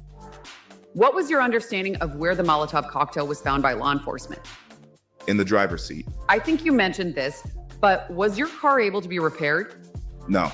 What was your reaction to your car being set on fire? What the? Objection. That's overruled. Ms. Johnson, We're going to take a 5-minute break whenever you are ready in the next couple of minutes. When you find a good landing place. I'm about to move on to a different topic, so I think this may be a good landing place. Very good. Members of the jury, we are going to take a short recess and we will be back in 10 minutes. So around 11:22 or thereabouts. All rise. Ms. Johnson, you may proceed when ready. Thank you, Your Honor. Mr. Mascotti, before we took the break, we were talking about the day your car was set on fire. Do you remember that? Yes. Just 2 additional questions about that day. Ms. Foster, could you please pull up what's in evidence as Government Exhibit 3F105? Mr. Mascotti, was the damage depicted in Government Exhibit 3F105 present on your vehicle before you got the call from the dog sitter you described earlier? I'm sorry, can you repeat that? I'll strike the question. The last time you saw your car prior to the phone call you got from the dog sitter, did your car look like this? No. What was your understanding of whether this was accidental or intentional? It was intentional. Ms. Foster, can you please pull up Government Exhibit 3F103? Mr. Mascotti, did the door of your car look like this before you got the call from your dog sitter that there was a fire in your car? No. Was it your understanding that this damage was accidental or intentional? Intentional. You can take that down now, Ms. Foster. When was the last time you saw Ms. Ventura? 2012. Where did you see her? At the Soho house. When did you see Ms. Ventura at the Soho house relative to the day your car was on fire? A couple of days later. Why were you at the Soho house? I reached out to Sean Combs after my car had caught fire and, finally told him that we needed to meet up to talk, He had been wanting to talk to me. So after the fire, I was like, this is getting out of hand. I need to talk to him. Why was it Mr. Combs you reached out to after the fire? Because I knew he had something to do with it. Your Honor, can we have a sidebar? Is there an objection? Objection. Objection is sustained. The jury should disregard the witness's last answer. Ms. Johnson, you may ask your next question. Mr. Mascotti, who, if anyone, helped arrange the meeting at the Soho house? This man named D-Rock and my manager, Dennis Cummings. Who is D-Rock, if you know? I don't know exactly what he does for Mr. Combs, but I guess he was like security or somebody. Do you have an understanding that he worked for Mr. Combs? Yes. Where at Soho house was the meeting held? It was held. The rooms are not there anymore, but they used to have meeting rooms on the first floor. In which city was the meeting held? Hollywood. In Los Angeles? Yeah. Can you describe what happened when you arrived at the Soho house? Yeah, I walked in and I met D-Rock. He was escorting me into the room, and then I got to the room. It was one wall, was all window, and Sean Combs was standing there staring out the window with his hands behind his back like a Marvel supervillain. Yeah, it was just me and him in the room, no security, nobody. Was Miss Ventura present when you initially arrived at the meeting? No. What happened when it was just you and Mr. Combs in the room at the Soho house? We discussed, pretty much the whole story about how me and Cassie first started to date, to what it was, to how it ended. And his whole point was, we were homies, that was my girl. I let him know that, she told me they were broken up, and I took her word for it. Yeah. What was Mr. Combs' demeanor during this meeting? Very calm. He kept offering me water. He offered me water twice. What was your reaction to his demeanor? It was very off-putting. It was weird that he was so calm. You mentioned that Miss Ventura wasn't present when you first arrived? No. Did that change? Yes, she eventually came. And how did you react when Miss Ventura arrived? I was upset to find out that she had kind of went back to him. What did Miss Ventura do when she arrived? She pretty much kind of explained that we fell in love and things just happened and I believe you testified to this earlier, but how soon was the meeting at the Soho house in relation to the day your car was on fire? I think it was the next day. At the same time, did you have conflicts with anyone else? No. Can you describe how the meeting with Mr. Combs ended at the Soho house?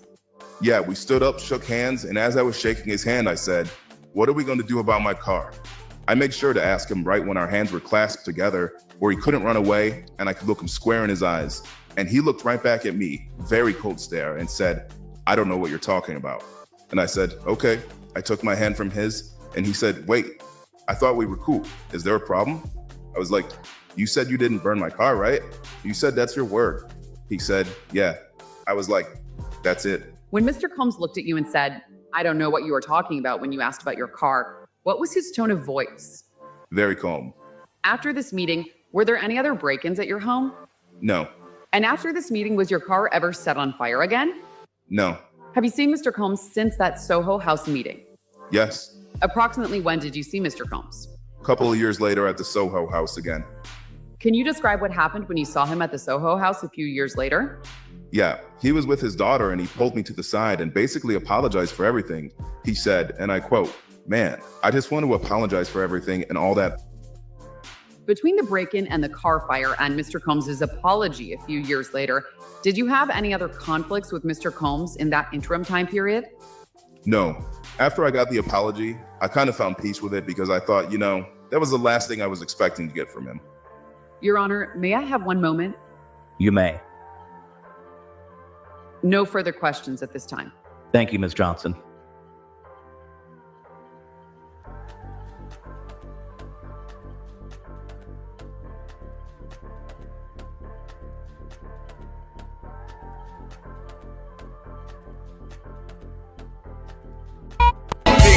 Status Bill Hubble, I bought Lennox Mall for my brothers. Hold your bag, tote the cutter. I got it out the field, fuck Russell. Going as Lori about the paddock, and going as Jordan as dead. For leak water, trying to drown a bitch. This a habit, tricking on a bitch. Shit, I'm thinking I'm crippin' a pimp. Shit, I'm cooking up dope like a dump. Shit, that curfew's gon' sit nigga trim. Shit, I'm floating, I'm out in the blimp. Shit, it look like I'm swimming in glass. Shit, I turn on my bitch cause she bad. Shit, I'm making my ex nigga mad. Shit, they go for that coming for man. Real nigga learn up from wearing a bag. Piping a bitch and they nail like I can. Turn up the shooters with switches go bad. They was some scammers but no one's a pain. Clapping no rapping, my dog and fall off. No capping, no bound.